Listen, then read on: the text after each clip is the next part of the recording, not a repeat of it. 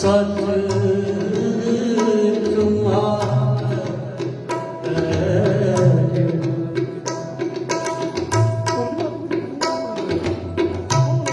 तेरी मन्ना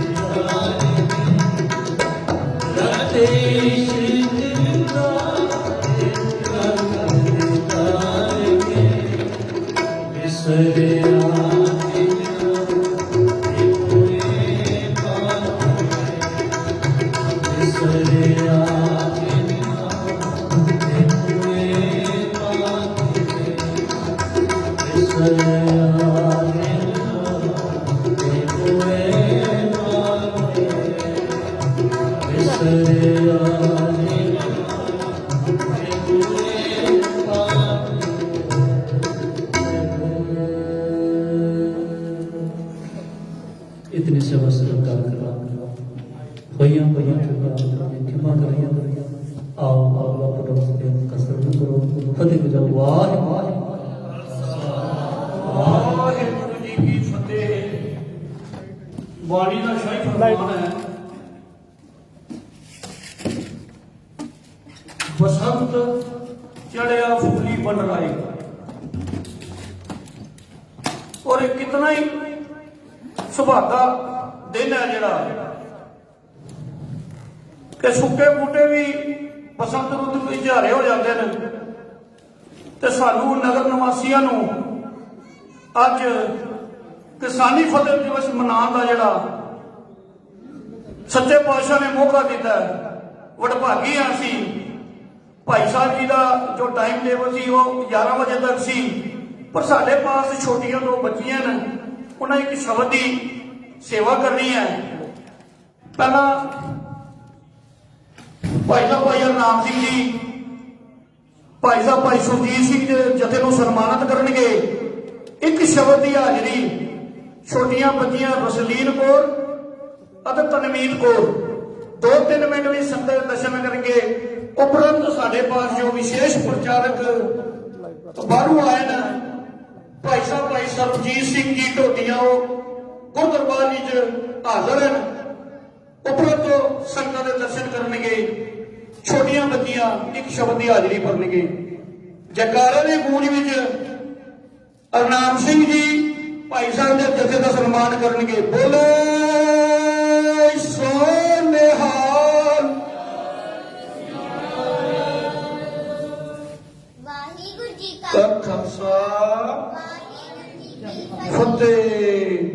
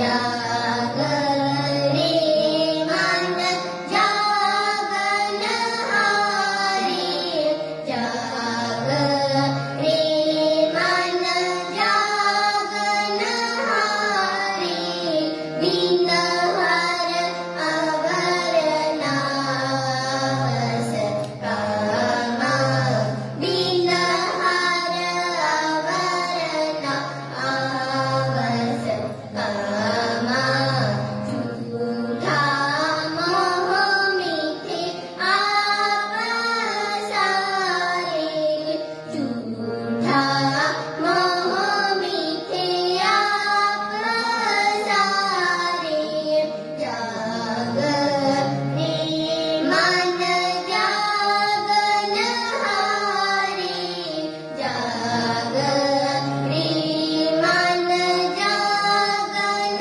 ਹਾਰੇ ਜਾਗ ਰੇ ਮਨ ਜਾਗ ਰੇ ਮਨ ਜਾਗ ਰੇ ਮਨ ਜਾਗਨ ਹਾਰੇ ਵਾਹਿਗੁਰੂ ਵਾਹਿਗੁਰੂ ਜੀ ਕਾ ਖਾਲਸਾ ਵਾਹਿਗੁਰੂ ਜੀ ਕੀ ਫਤਿਹ। ਇਹ ਬੱਚੀਆਂ ਵੀਰ ਸੁਰਜੀਤ ਸਿੰਘ ਜੀ ਦੀਆਂ ਦੋਹਤੀਆਂ ਅਗਰ ਨਗਰ ਕੀਰਤਨ ਹੁੰਦਾ ਹੈ ਜਾਂ ਇਸ ਇਲਾਕੇ ਵਿੱਚ ਕੋਈ ਵੀ ਪ੍ਰੋਗਰਾਮ ਹੁੰਦਾ ਹੈ, ਇਹ ਬੱਚੀਆਂ ਜ਼ਰੂਰ ਹਾਜ਼ਰੀ ਲਗਾਉਂਦੀਆਂ ਨੇ। ਗੁਰੂ ਮਹਾਰਾਜ ਦੀ ਬਹੁਤ ਕਿਰਪਾ ਇਹਨਾਂ ਬੱਚੀਆਂ ਉੱਤੇ। ਅਰਦਾਸ ਕਰਦੇ ਹਾਂ ਸੱਚੇ ਪਾਤਸ਼ਾਹ ਇਹਨਾਂ ਉੱਪਰ ਇਸੇ ਤਰ੍ਹਾਂ ਆਪਣੀ ਕਿਰਪਾ ਬਣਾਈ ਰੱਖਣ ਛੋਟੀ ਉਮਰ ਵਿੱਚ। ਔਰ ਮਾਂ-ਬਾਪ ਵੀ ਜਿਹੜੇ ਨੇ ਵਧਾਈ ਦੇ ਪਾਤਰ ਹਨ, ਜਿਨ੍ਹਾਂ ਨੇ ਇਹਨਾਂ ਬੱਚੀਆਂ ਨੂੰ ਗੁਰਬਾਣੀ ਨਾਲ ਜੋੜਿਆ ਹੈ। ਸੋ ਜੋ ਅਗਲਾ ਪ੍ਰੋਗਰਾਮ ਹੈ ਸਾਡੇ ਪਾਸ ਜੋ ਪ੍ਰਚਾਰਕ ਹਨ, ਵਿਸ਼ੇਸ਼ ਤੌਰ ਪੰਜਾਬ ਤੋਂ ਪਹੁੰਚੇ ਹਨ, ਭਾਈ ਸਰਬਜੀਤ ਸਿੰਘ ਜੀ ਢੋਡੀਆਂ, ਉਹ ਆਪ ਜੀ ਨੂੰ ਪੌਣੇ 12 ਵਜੇ ਤੱਕ ਗੁਰਬਾਣੀ ਵਿਚਾਰਾਂ ਲਈ ਕਿਸਾਨੀ ਸੰਘਰਸ਼ ਦੀ ਜੋ ਕੋਕੜਾਂ ਆਈਆਂ ਉਹਨਾਂ ਯੋਧਿਆਂ ਨੇ ਕਿੰਨੀਆਂ ਮੁਸੀਬਤਾਂ ਨੂੰ ਪਾਰ ਕਰਕੇ ਜਿੱਤ ਪ੍ਰਾਪਤ ਕੀਤੀ ਹੈ। ਗੁਰਬਾਣੀ ਵਿਚਾਰਾਂ ਲਈ ਸੰਗਤਾਂ ਨੂੰ ਜੋੜਨਗੇ। ਆਓ ਰਲ ਮਿਲ ਕੇ ਭਾਈ ਸਾਹਿਬ ਦੇ ਵਿਚਾਰ ਸੁਣੀਏ। ਅਗਲਾ ਪ੍ਰੋਗਰਾਮ ਆਪ ਜੀ ਦੇ ਸਾਹਮਣੇ ਰੱਖਿਆ ਜਾਏਗਾ। ਭਾਈ ਸਰਬਜੀਤ ਸਿੰਘ ਜੀ ਢੋਡੀਆਂ। ਵਾਹਿਗੁਰੂ ਜੀ ਕਾ ਖਾਲਸਾ ਵਾਹਿਗੁਰੂ ਜੀ ਕੀ ਫਤਿਹ। ਵਾਹਿਗੁਰੂ ਸਾਹਿਬ ਜੀ ਕਿਰਸਾਣੀ ਕਿਰਸਾਨ ਕਰੇ, ਲੋਚੈ ਜੀਉ ਲਾਏ, ਹਲ ਜੋਤੈ ਉਦਮ ਕਰੇ, ਮੇਰਾ ਪੁੱਤ ਧੀ ਖਾਏ, ਤਿਉ ਹਰ ਜਨ ਹਰ ਹਰ ਜਪ ਕਰੇ, ਹਰ ਅੰਤ ਛੁਡਾਏ। ਤੇਰੇ ਕਵਨ ਕਵਨ ਗੁਣ ਕਹਿ ਕਹਿ ਗਾਵਾਂ, ਤੂੰ ਸਾਹਿਬ ਗੁਣੀ ਨਿਧਾਨਾ, ਤੁਮਰੀ ਮਹਿਮਾ ਵਰਨਨ ਸਾਕੋ, ਤੂੰ ਠਾਕੁਰ ਊਚ ਭਗਵਾਨਾ, ਤੁਮਰੀ ਮਹਿਮਾ ਵਰਨਨਾ ਸਾਕੋ, ਤੂੰ ਠਾਕੁਰ ਊਚ ਭਗਵਾਨਾ।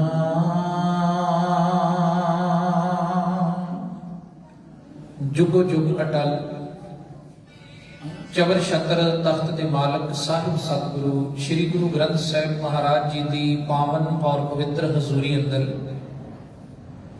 ਗੁਰਦੁਆਰਾ ਸ੍ਰੀ ਗੁਰੂ ਸਿੰਘ ਸਭਾ ਅਰੋਹੀ ਵਿਖੇ ਆਪ ਪੰਥ ਦਰਦੀਆਂ ਵੱਲੋਂ ਕਿਸਾਨੀ ਸੰਘਰਸ਼ ਦੇ ਵਿੱਚ ਜੋ ਸਾਡੀ ਕੌਮ ਨੂੰ ਫਤਿਹ ਨਸੀਬ ਹੋਈ ਹੈ,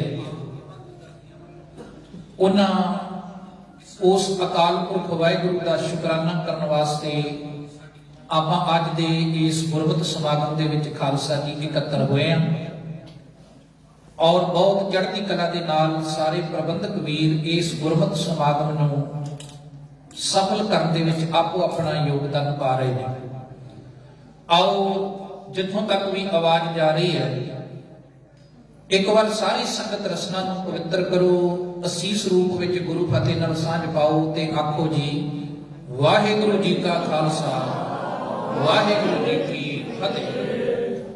ਇੱਕ ਵਿਦਵਾਨ ਨੇ ਕਿਸਾਨ ਸ਼ਬਦ ਦੇ ਸੰਧੀਏਤ ਅਰਥ ਕਰਕੇ ਔਰ ਸਾਨੂੰ ਬੜੇ ਪਿਆਰ ਨਾਲ ਸਮਝਾਇਆ ਹੈ ਕਿ ਕੱਕੇ ਸਿਹਾਰੀ ਇਸ ਗੱਲ ਦਾ ਪ੍ਰਤੀਕ ਹੈ ਵੀ ਇੱਕ ਕਿਸਾਨ ਹੀ ਹੈ ਜਿਹੜਾ ਕਿਰਤੀ ਹੈ, ਭਾਵ ਕਿ ਹੱਥੀਂ ਕੰਮ ਕਰਨ ਵਾਲਾ ਹੈ।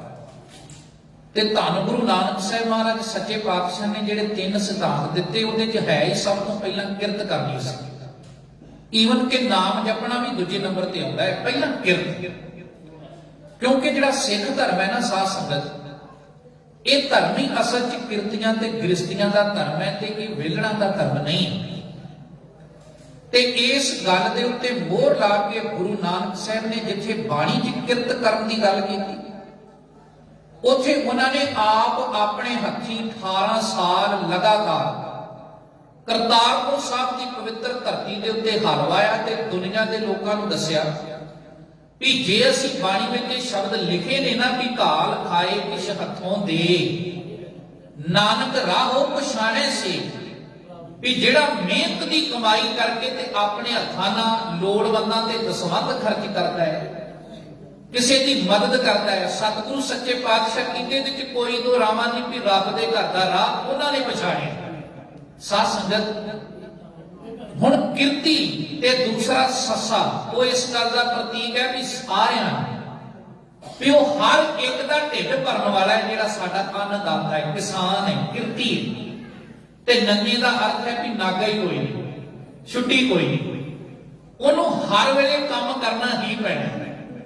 ਤਾਂ ਹੀ ਮਹਾਰਾਜ ਸੱਚੇ ਪਾਤਸ਼ਾਹ ਨੇ ਬਾਣੀ ਦੇ ਅੰਦਰ ਜਦੋਂ ਰੱਬ ਦੇ ਨਾਮ ਦੀ ਸਭ ਤੋਂ ਵੱਡੀ ਉਦਾਹਰਨ ਦਿੱਤੀ ਵੀ ਜਿਸ ਵਾਹਿਗੁਰੂ ਅਕਾਲ ਪੁਰਖ ਨੇ ਸਾਨੂੰ ਜਮਾਂ ਦੀ ਮਾਰ ਤੋਂ ਛਡਾਉਣਾ ਹੈ ਤੇ ਸਾਨੂੰ ਵਕਾਰਾਂ ਤੋਂ ਛਡਾਉਣਾ ਹੈ। ਮਹਾਰਾਜ ਸੱਚੇ ਪਾਤਸ਼ਾਹ ਕਹਿੰਦੇ ਵੀ ਇੱਕ ਰੱਬ ਦਾ ਪਿਆਰਾ ਉਸ ਵਾਹਿਗੁਰੂ ਨਾਲ ਇਦਾਂ ਜੁੜ ਜਾਂਦਾ ਹੈ ਜਿੱਦਾਂ ਇੱਕ ਕਿਸਾਨ ਕਿਸਾਨੀ ਨਾਲ ਜੁੜਦਾ ਹੈ। ਮਹਾਰਾਜ ਨੇ ਬੜੀ ਪਿਆਰੀ ਉਦਾਹਰਨ ਦਿੱਤੀ। ਹਜੂਰ ਕਹਿੰਦੇ ਕਿਰਸਾਨੀ ਕਿਰਸਾਨ ਕਰੇ, ਵੀ ਇੱਕ ਕਿਸਾਨ ਉਹ ਮਿਹਨਤ ਤੇ ਮੁਸ਼ੱਕਤ ਦੇ ਨਾਲ ਕਿਰਤ ਕਰਦਾ ਹੈ, ਵਾਹੀ ਕਰਦਾ ਹੈ, ਖੇਤੀਬਾੜੀ ਕਰਦਾ ਹੈ। ਲੋਚੈ ਜੀਓ ਲਾਏ ਤੇ ਸਾਹਿਬ ਜੀ ਕਹਿੰਦੇ ਵੀ ਜਿਹੜਾ ਉਹ ਕਿਰਤ ਕਰਦਾ ਹੈ, ਵਾਹੀ ਕਰਦਾ ਹੈ, ਉਹ ਬੜੀ ਮਨ ਲਾ ਕੇ ਕਰਦਾ ਹੈ। ਕਿਉਂ ਮਨ ਲਾ ਕੇ ਕਰਦਾ ਹੈ? ਉਹਨੂੰ ਪਤਾ ਹੈ ਵੀ ਇਹਦੇ ਤੋਂ ਜਿਹੜੀ ਉਪਜ ਪੈਦਾ ਹੋਣੀ, ਇਹਦੇ ਤੋਂ ਜੋ ਪ੍ਰੋਫਿਟ ਹੋਣਾ ਤੇ ਉਹਦੇ ਨਾਲ ਮੇਰੇ ਧੀਆਂ ਤੇ ਮੇਰੇ ਪੁੱਤਰਾਂ ਦਾ ਆਉਣ ਵਾਲੇ ਸਮੇਂ 'ਚ ਗੁਜ਼ਾਰਾ ਚੱਲਣਾ ਹੈ, ਗੁਜ਼ਰ ਚੱਲਣਾ ਹੈ, ਮੇਰਾ ਗੁਜ਼ਾਰਾ ਹੀ ਇਹਦੇ ਨਾਲ। ਹੱਲ ਜੋਤੇ ਉਤਮ ਕਰੇ ਮੇਰਾ ਪੁੱਤ ਧੀ ਖਾਏ, ਵੀ ਪਰਿਵਾਰ ਦੇ ਮੈਂਬਰ ਮੇਰੇ ਬੱਚੇ ਤਾਂ ਹੀ ਖਾਣਗੇ ਜੇ ਮੈਂ ਉਤਮ ਕਰਕੇ ਕਿਰਤ ਕਰਾਂਗਾ। ਮਹਾਰਾਜ ਸੱਚੇ ਪਾਤਸ਼ਾਹ ਨੇ ਵੇਖੋ ਕਿੰਨੀ ਕਮਾਲ ਦੀ ਉਦਾਹਰਨ ਦਿੱਤੀ ਤੇ ਅਗਲੇ ਵਚਨ ਵਿੱਚ ਕਿਹਾ ਕਿ ਤਿਉ ਹਰ ਜਨ ਹਰ ਹਰ ਜਪ ਕਰੇ। ਵੀ ਸੇਮ ਇਸੇ ਤਰੀਕੇ ਦੇ ਨਾਲ ਜੋ ਅਕਾਲ ਪੁਰਖ ਵਾਹਿਗੁਰੂ ਸੱਚੇ ਪਾਤਸ਼ਾਹ ਨਾਲ ਪਿਆਰ ਕਰਨ ਵਾਲੇ ਨੇ, ਮੁਹੱਬਤ ਕਰਨ ਵਾਲੇ ਨੇ, ਮਹਾਰਾਜ ਕਹਿੰਦੇ ਏਦਾਂ ਰੱਬ ਦਾ ਨਾਮ ਜਪਦੇ ਨੇ ਤੇ ਉਹ ਹਰ ਜਨ ਹਰ ਹਰ ਜਪ ਕਰੇ। ਕਿਹਦੇ ਵਾਂਗ? ਇੱਕ ਕਿਸਾਨ ਵਾਂਗ ਉਤਮੀ ਬਣ ਕੇ ਹਰ ਅੰਤ ਛਡਾਏ ਤੇ ਫੇਰ ਅੰਤ ਸਮੇਂ ਦੇ ਉੱਤੇ ਉਹ ਵਾਹਿਗੁਰੂ ਅਕਾਲ ਪੁਰਖ ਦਾ ਨਾਮ ਸਾਨੂੰ ਜਮ ਦੀ ਫਾਈ ਤੋਂ ਬੰਧਨਾਂ ਤੋਂ ਛੁਟਕਾਰਾ ਦਿੰਦਾ ਹੈ। ਸਾਧ ਸੰਗਤ ਮਹਾਰਾਜ ਸੱਚੇ ਪਾਤਸ਼ਾਹ ਨੇ ਜਿੱਥੇ ਇਹ ਸ਼ਬਦ ਬਾਣੀ 'ਚ ਵਰਤਿਆ ਉੱਥੇ ਇੱਕ ਜਗ੍ਹਾ ਤੇ ਹਜੂਰ ਸੱਚੇ ਪਾਤਸ਼ਾਹ ਹੋਰ ਉਦਾਹਰਨ ਦਿੰਦੇ ਨੇ ਧੰਨ ਗੁਰੂ ਨਾਨਕ ਸਾਹਿਬ ਮਹਾਰਾਜ ਸਾਹਿਬ ਜੀ ਦਾ ਬੜਾ ਪਿਆਰਾ ਬਚਨ ਹੈ। ਮਹਾਰਾਜ ਕਹਿੰਦੇ ਮਨ ਹਾਰੀ ਕਿਰਸਾਨੀ ਕਰਨੀ, ਇਹ ਮਨੁੱਖ ਆਪਣੇ ਮਨ ਨੂੰ ਹਾਰੀ ਵਰਗਾ ਉਦਮੀ ਬਣਾ ਤੇ ਜਿਵੇਂ ਕਿਰਤ ਕਰਕੇ ਮਿਹਨਤ ਕਰਕੇ ਆਪਾਂ ਦੇਖਦੇ ਹਾਂ ਕਿ ਕੋਈ ਮਨੁੱਖ ਖੇਤੀਬਾੜੀ ਕਰਦਾ ਹੈ, ਕਿਸਾਨ ਵਾਹੀ ਕਰਦਾ ਹੈ, ਸਤਿਗੁਰੂ ਜੀ ਕਹਿੰਦੇ ਏਦਾਂ ਦਾ ਪਾਕ ਪਵਿੱਤਰ ਜੀਵਨ ਬਣਾ। ਤੋ ਸਾਹਿਬ ਜੀ ਕਹਿੰਦੇ ਨੇ ਕਿ ਮਨ ਹਾਰੀ ਕਿਰਸਾਨੀ ਕਰਨੀ, ਸਰਮ ਪਾਣੀ ਤਨ ਖੇਤ, ਨਾਮ ਬੀਜ ਸੰਤੋਖ ਸੁਹਾਗਾ ਰੱਖ ਗਰੀਬੀ ਵੇਸ। ਹੁਣ ਕਿਸਾਨ ਬੀਜ ਬੋ ਕੇ ਤੇ ਉਹਦੇ ਤੇ ਸੁਹਾਗਾ ਫੇਰਦਾ ਹੈ। ਮਹਾਰਾਜ ਕਹਿੰਦੇ ਤੂੰ ਆਪਣੇ ਸਿਰ ਦੇ ਅੰਦਰ ਨਾਮ ਦਾ ਬੀਜ ਬੋ ਤੇ ਉਹਦੇ ਤੋਂ ਬਾਅਦ ਜਿਹੜਾ ਵੇਸ ਰੱਖਣਾ ਹੈ ਉਹ ਗਰੀਬੀ ਵਾਲਾ ਰੱਖਣਾ ਹੈ। ਰੱਖ ਗਰੀਬੀ ਵੇਸ। ਹੁਣ ਉਹ ਗਰੀਬੀ ਕੀ ਹੈ? ਨਿਮਰਤਾ। ਗਰੀਬੀ ਕੀ ਹੈ? ਕਿ ਜਿੱਥੇ ਬੰਦੇ ਦੇ ਜ਼ਿੰਦਗੀ ਦੇ ਅੰਦਰ ਕੋਈ ਔਗਣ ਹੀ ਨਹੀਂ, ਉਹਦਾ ਜਿਹੜਾ ਦਾਮਨ ਹੈ ਐ ਪਾਕ ਪਵਿੱਤਰ ਸਾਫ਼ ਹੈ। ਸਾਧ ਸੰਗਤ ਯਾਦ ਰੱਖਣਾ ਵੀ ਕਿਸਾਨੀ ਨੂੰ ਧੰਨ ਗੁਰੂ ਗ੍ਰੰਥ ਸਾਹਿਬ ਮਹਾਰਾਜ ਦੀ ਬਾਣੀ ਨੇ ਪ੍ਰਵਾਨ ਕੀਤਾ ਹੈ ਤੇ ਇਹਨੂੰ ਪ੍ਰੈਕਟੀਕਲ ਰੂਪ ਧੰਨ ਗੁਰੂ ਨਾਨਕ ਸਾਹਿਬ ਮਹਾਰਾਜ ਨੇ ਉਦੋਂ ਦਿੱਤਾ ਕਰਤਾਰਪੁਰ ਦੀ ਧਰਤੀ ਤੇ, ਜਿਸ ਸਮੇਂ ਤੇ ਵੱਡੇ ਵੱਡੇ ਸਿੱਧਨਾਥ ਜੋਗੀ ਉਹ ਦੁਨੀਆ 'ਚ ਭੁਲੇਖਾ ਖੜਾ ਕਰ ਰਹੇ ਸਨ ਵੀ ਜੇ ਰੱਬ ਦੀ ਪ੍ਰਾਪਤੀ ਕਰਨੀ ਹੈ ਤੇ ਕਿਰਤ ਤੋਂ ਬਾਗੀ ਹੋਣਾ ਪਵੇਗਾ ਤੇ ਗ੍ਰਸਤ ਤੋਂ ਬਾਗੀ ਹੋਣਾ ਪਵੇਗਾ। ਮੈਂ ਸਨਾਤਨ ਮਤ ਦੇ ਕੁਝ ਗ੍ਰੰਥਾਂ ਨੂੰ ਪੜ੍ਹਦਿਆਂ ਇੱਕ ਵਾਰ ਪੜ੍ਹਿਆ ਸੀ ਕਿ ਉਹਨਾਂ ਨੇ ਮਨੁੱਖ ਦੀ ਜਿਹੜੀ ਉਮਰ ਹੈ ਜਿਹਨੂੰ 4 ਭਾਗਾਂ 'ਚ ਵੰਡਿਆ ਕਿ ਜੇ ਬੰਦੇ ਦੀ ਉਮਰ 100 ਸਾਲ ਹੋਵੇ ਤੇ ਕਹਿੰਦੇ ਵੀ 1 ਤੋਂ ਲੈ ਕੇ ਤੇ 25 ਸਾਲ ਤੱਕ ਜਿਹੜਾ ਬੰਦਾ ਹੈ ਉਹ ਪਹਿਲਾ ਪੜਾਅ ਉਹ ਆਪਣਾ ਸਰੀਰਕ ਤੇ ਮਾਨਸਿਕ ਵਿਕਾਸ ਕਰੇ। ਫਿਰ 25 ਤੋਂ 50 ਸਾਲ ਦਾ ਜਿਹੜਾ ਦੂਜਾ ਪੜਾਅ ਉਹਨਾਂ ਦੇ ਮੁਤਾਬਕ ਸਨਾਤਨ ਮਤ ਦੇ ਮੁਤਾਬਕ ਕਹਿੰਦੇ ਵੀ ਬੰਦਾ ਗ੍ਰਸਤ ਵਿੱਚ ਪ੍ਰਵੇਸ਼ ਕਰੇ, ਬੱਚੇ ਪੈਦਾ ਕਰੇ, ਉਹਨਾਂ ਨੂੰ ਜਵਾਨ ਕਰੇ। ਫਿਰ 50 ਤੋਂ 75 ਸਾਲ ਇਹਨੂੰ ਉਹਨਾਂ ਲਿਖਿਆ ਵਾਨਪ੍ਰਸਥ ਵੀ ਰੱਬ ਦੀ ਪ੍ਰਾਪਤੀ ਲਈ ਗ੍ਰਸਤ ਨੂੰ ਛੱਡ ਕੇ ਘਰ ਨੂੰ ਛੱਡ ਕੇ ਤੇ ਜੰਗਲਾਂ 'ਚ ਚਲਾ ਜਾਂਦਾ। ਤੇ ਜਿਹੜੇ ਮਗਰਲੇ 75 ਤੋਂ 100 ਸਾਲ ਦਾ ਪੀਰੀਅਡ ਹੈ ਨਾ ਜਿਹੜਾ ਆਖਰੀ ਪੜਾਅ ਹੈ ਇਹਨੂੰ ਉਸ ਧਰਮ ਦੇ ਵਿੱਚ ਸੰਨਿਆਸ ਆਸ਼ਰਮ ਲਿਖਿਆ ਗਿਆ ਹੈ ਕਿ ਬੰਦਾ ਇੰਨਾ ਕੁ ਸੰਨਿਆਸੀ ਹੋ ਕੇ ਵਿਚਰੇ ਵੀ ਉਹ ਸਭ ਕੁਝ ਛੱਡ ਕੇ, ਕਿਰਤ ਨੂੰ ਛੱਡ ਕੇ, ਗ੍ਰਸਤ ਨੂੰ ਛੱਡ ਕੇ, ਧੀਆਂ ਪੁੱਤਰਾਂ ਨੂੰ, ਘਰ ਘਾਟ ਨੂੰ ਛੱਡ ਕੇ ਸਤਿਕਾਰਯੋਗ ਖਾਲਸਾ ਜੀ ਬਿਲਕੁਲ ਸੰਨਿਆਸੀ ਹੋ ਜਾਵੇ। ਪਰ ਜਦੋਂ ਮਹਾਰਾਜ ਸੱਚੇ ਪਾਤਸ਼ਾਹ ਨੇ ਵੇਖਿਆ ਵੀ ਇਹਨਾਂ ਨੇ ਤੇ 4 ਵੱਖ-ਵੱਖ ਪੜਾਅ ਬਣਾ ਦਿੱਤੇ ਵੀ ਬ੍ਰਹਮਚਰਜ ਇਹ ਵੀ ਪੜਾਅ ਹੈ, ਗ੍ਰਸਤ ਆਸ਼ਰਮ ਇੱਕ ਦੂਜਾ ਪੜਾਅ ਹੈ, ਵਾਨਪ੍ਰਸਥ ਤੀਜਾ ਪੜਾਅ ਹੈ ਤੇ ਸੰਨਿਆਸ ਆਸ਼ਰਮ ਚੌਥਾ ਪੜਾਅ ਹੈ। ਪਰ ਬਾਬੇ ਨੇ ਫਿਰ ਇਹ ਸਮਾਂ ਦੇਖਿਆ ਤੇ ਉਹਨਾਂ ਨੇ ਬੜੇ ਪਿਆਰ ਨਾਲ ਸਮਝਾਇਆ ਵੀ ਮੇਰੇ ਸਿੱਖ ਨੂੰ ਕਿਸੇ ਵੀ ਤਰੀਕੇ ਨਾਲ ਰੱਬ ਦੀ ਪ੍ਰਾਪਤੀ ਲਈ ਨਾ ਕਿਰਤ ਛੱਡਣ ਦੀ ਲੋੜ ਤੇ ਨਾ ਗ੍ਰਸਤ ਛੱਡਣ ਦੀ ਲੋੜ। ਇਹ ਤੇ ਹਰ ਵਾਹੁੰਦਿਆਂ ਵੀ ਰੱਬ ਦੀ ਪ੍ਰਾਪਤੀ ਕਰ ਸਕਦਾ ਹੈ। ਇਹ ਤੇ ਖੇਤੀਬਾੜੀ ਕਰਦਿਆਂ, ਦੁਕਾਨਦਾਰੀ ਕਰਦਿਆਂ ਵੀ ਰੱਬ ਦੀ ਪ੍ਰਾਪਤੀ ਕਰ ਸਕਦਾ ਹੈ। ਮਹਾਰਾਜ ਦੀ ਬਾਣੀ 'ਚ ਬੜਾ ਪਿਆਰਾ ਸ਼ਬਦ ਹੈ, ਹਜੂਰ ਕਹਿੰਦੇ ਨਾਨਕ ਸਤਿਗੁਰ ਭੇਟਿਐ ਪੂਰੀ ਹੋਵੇ ਜੁਗਤ, ਹਸੰਦਿਆਂ ਖੇਲੰਦਿਆਂ ਪਹਿਨੰਦਿਆਂ ਖਾਵੰਦਿਆਂ ਵਿੱਚੇ ਹੋਵੇ ਮੁਕਤ। ਗੁਰੂ ਨਾਨਕ ਸਾਹਿਬ ਮਹਾਰਾਜ ਕਹਿੰਦੇ ਨੇ ਹੱਸਦਿਆਂ ਖੇਡਦਿਆਂ ਪਹਿਨਦਿਆਂ ਖਾਂਦਿਆਂ ਇਹਦੇ ਵਿੱਚ ਹੀ ਮੁਕਤੀ ਨੂੰ ਪ੍ਰਾਪਤ ਕਰਨ ਵਾਲਾ ਮੇਰਾ ਸਿੱਖ ਹੋਵੇਗਾ, ਕਿਉਂਕਿ ਉਹ ਕਿਰਤੀ ਹੈ, ਉਹ ਵਿਹਲੜ ਨਹੀਂ। तो गुरु नानक साहब ने कैसी मोहर लाई, 18 साल लगातार हलवाया साध संगत। भावें कि साडे धर्म विच तस्वीर की पूजा की मनाही, पर अज तो कुछ समा पहला एक तस्वीर गुरु नानक साहब महाराज की दिखाई जाती सी, जिथे 2 बंद अगे जुटे ने ते सतगुरु सच्चे पातशाह करतारपुर की धरती ते अपने खेतां च हलवा रहे हैं। अजकल बहुती दिखाई नहीं दिंदी, माफ करना। मैं पहला बेनती करती कि यह गुरमत का सिद्धांत नहीं, पर वो तस्वीर इस गल की प्रतीक सी कि बाबे नानक ने अपने हथां नाल लंबा समा करतारपुर की धरती ते हल वाया ते आप खेतीबाड़ी की, एक किसान के रूप में उन्होंने अपना जीवन गुजारिया।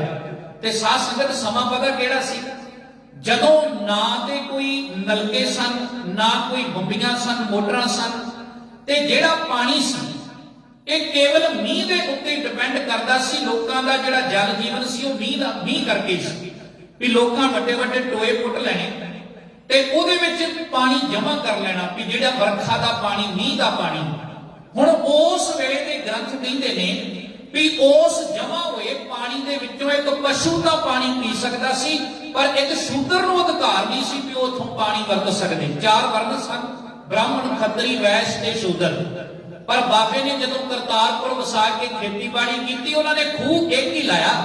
ते याद रखना खालसा जी, उन्होंने दिनों च खूह लाना एक बड़ा पुल सी ते महाराज ने इक्के खूह दे उत्तों अमीर ते गरीब दे बच्चियां नूं बराबर जल छकाउण दी पिरत पाई ते साडे चों करतारपुर की धरती ते बह के उन्होंने मंडियां बाहर कढ दित्तियां। जात पात सूद शाद नूं उस करतारपुर की धरती च कोई जगह नहीं सी ते सतगुरु ने इहनूं रद्द कीता उस धरती ते बह के। साध संगत दूजी वड्डी गल कि उस वेले खेड दा मैदान भी करतारपुर की धरती ते एक सी। ਵੀ ਜਿੱਥੇ ਅਮੀਰ ਤੇ ਗਰੀਬ ਦੇ ਬੱਚੇ ਬਰਾਬਰ ਇੱਕੇ ਜਗ੍ਹਾ ਤੇ ਖੇਡਿਆ ਕਰਦੇ ਸਨ, ਸ਼ਮਸ਼ਾਨ ਭੂਮੀ ਵੀ ਇੱਕ ਸੀ ਕਿ ਜੇ ਕੋਈ ਚੜ੍ਹਾਈ ਕਰ ਗਿਆ ਤੇ ਉਹਦਾ ਅੰਤਮ ਸੰਸਕਾਰ ਵੀ ਜਾਤ ਬਰਾਦਰੀ ਕਰਕੇ ਨਹੀਂ, ਉਹ ਕੇਵਲ ਤੇ ਕੇਵਲ ਇੱਕੇ ਜਗ੍ਹਾ ਤੇ ਅੰਤਮ ਸੰਸਕਾਰ ਕੀਤਾ ਜਾਂਦਾ ਸੀ। ਹੁਣ ਇਹ ਸੀ ਇੱਕ ਮਾਡਲ ਜਿਹੜਾ ਬਾਬੇ ਨਾਨਕ ਨੇ ਕਰਤਾਰਪੁਰ ਮਾਡਲ ਬਣਾ ਕੇ ਸਾਡੇ ਸਾਹਮਣੇ ਪੇਸ਼ ਕੀਤਾ। ਮੈਨੂੰ ਮਾਫ ਕਰਨਾ, ਅੱਜ ਅਸੀਂ 500 ਸਾਲ ਬਾਅਦ ਜੇ ਸੋਚੀਏ ਤੇ ਮਹਿਸੂਸ ਕਰਨਾ ਚਾਹੀਦਾ ਹੈ ਇਸ ਗੱਲ ਨੂੰ ਵੀ ਗੁਰੂ ਨਾਨਕ ਸਾਹਿਬ ਅੱਜ ਤੋਂ 550 ਸਾਲ ਪਹਿਲਾਂ ਕਿੱਡਾ ਵੱਡਾ ਇਨਕਲਾਬੀ ਕਦਮ ਚੁੱਕਦੇ ਨੇ। ਕਿਸਾਨ ਦੇ ਰੂਪ 'ਚ ਕਿਰਤ ਕਰਦਿਆਂ ਇੱਕੇ ਖੂਹ ਤੋਂ ਪਾਣੀ ਪਿਆ ਕੇ ਜਲ ਛਕਾ ਕੇ ਸਾਡੇ ਚੋਂ ਜਾਤ ਪਾਤ ਦੀਆਂ ਜੰਜੀਰਾਂ ਨੂੰ ਤੋੜਦੇ ਨੇ। ਤੇ ਖਾਲਸਾ ਜੀ ਇੱਥੇ ਹੀ ਬਸ ਨਹੀਂ, ਸ਼ਮਸ਼ਾਨ ਭੂਮੀ ਇੱਕ ਬਣਾ ਕੇ ਦੁਨੀਆ ਦੇ ਮਾਡਲ ਸਥਾਪਿਤ ਕਰਦੇ ਨੇ, ਜਿਹਨੂੰ ਕਰਤਾਰਪੁਰ ਮਾਡਲ ਕਿਹਾ ਜਾਂਦਾ ਹੈ। ਪਰ ਅੱਜ ਵੀ ਜਦੋਂ ਅਸੀਂ ਪੰਜਾਬ ਦੇ ਅਣਗਿਣਤ ਪਿੰਡਾਂ ਵਿੱਚ ਫਿਰਦੇ ਹਾਂ, ਇਥੋਂ ਬਾਰੇ ਮੈਨੂੰ ਬਹੁਤੀ ਜਾਣਕਾਰੀ ਨਹੀਂ। ਸ਼ਮਸ਼ਾਨ ਭੂਮੀਆਂ ਵੀ ਅੱਡ-ਅੱਡ ਤੇ ਗੁਰੂ ਘਰ ਵੀ ਸਾਡੇ ਸਿੱਖਾਂ ਨੇ ਜਾਤਾਂ ਤੇ ਬਰਾਦਰੀਆਂ ਦੇ ਨਾਂ ਦੇ ਬਣਾ ਲਏ। ਇਹ ਗੁਰਮਤ ਨਹੀਂ ਹੈ, ਇਹ ਕਰਤਾਰਪੁਰ ਮਾਡਲ ਦਾ ਸਾਧ ਸੰਗਤ ਜੀ ਕਿਸੇ ਵੀ ਤਰੀਕੇ ਨਾਲ ਕੋਈ ਨਕਸ਼ਾ ਨਹੀਂ ਹੈ।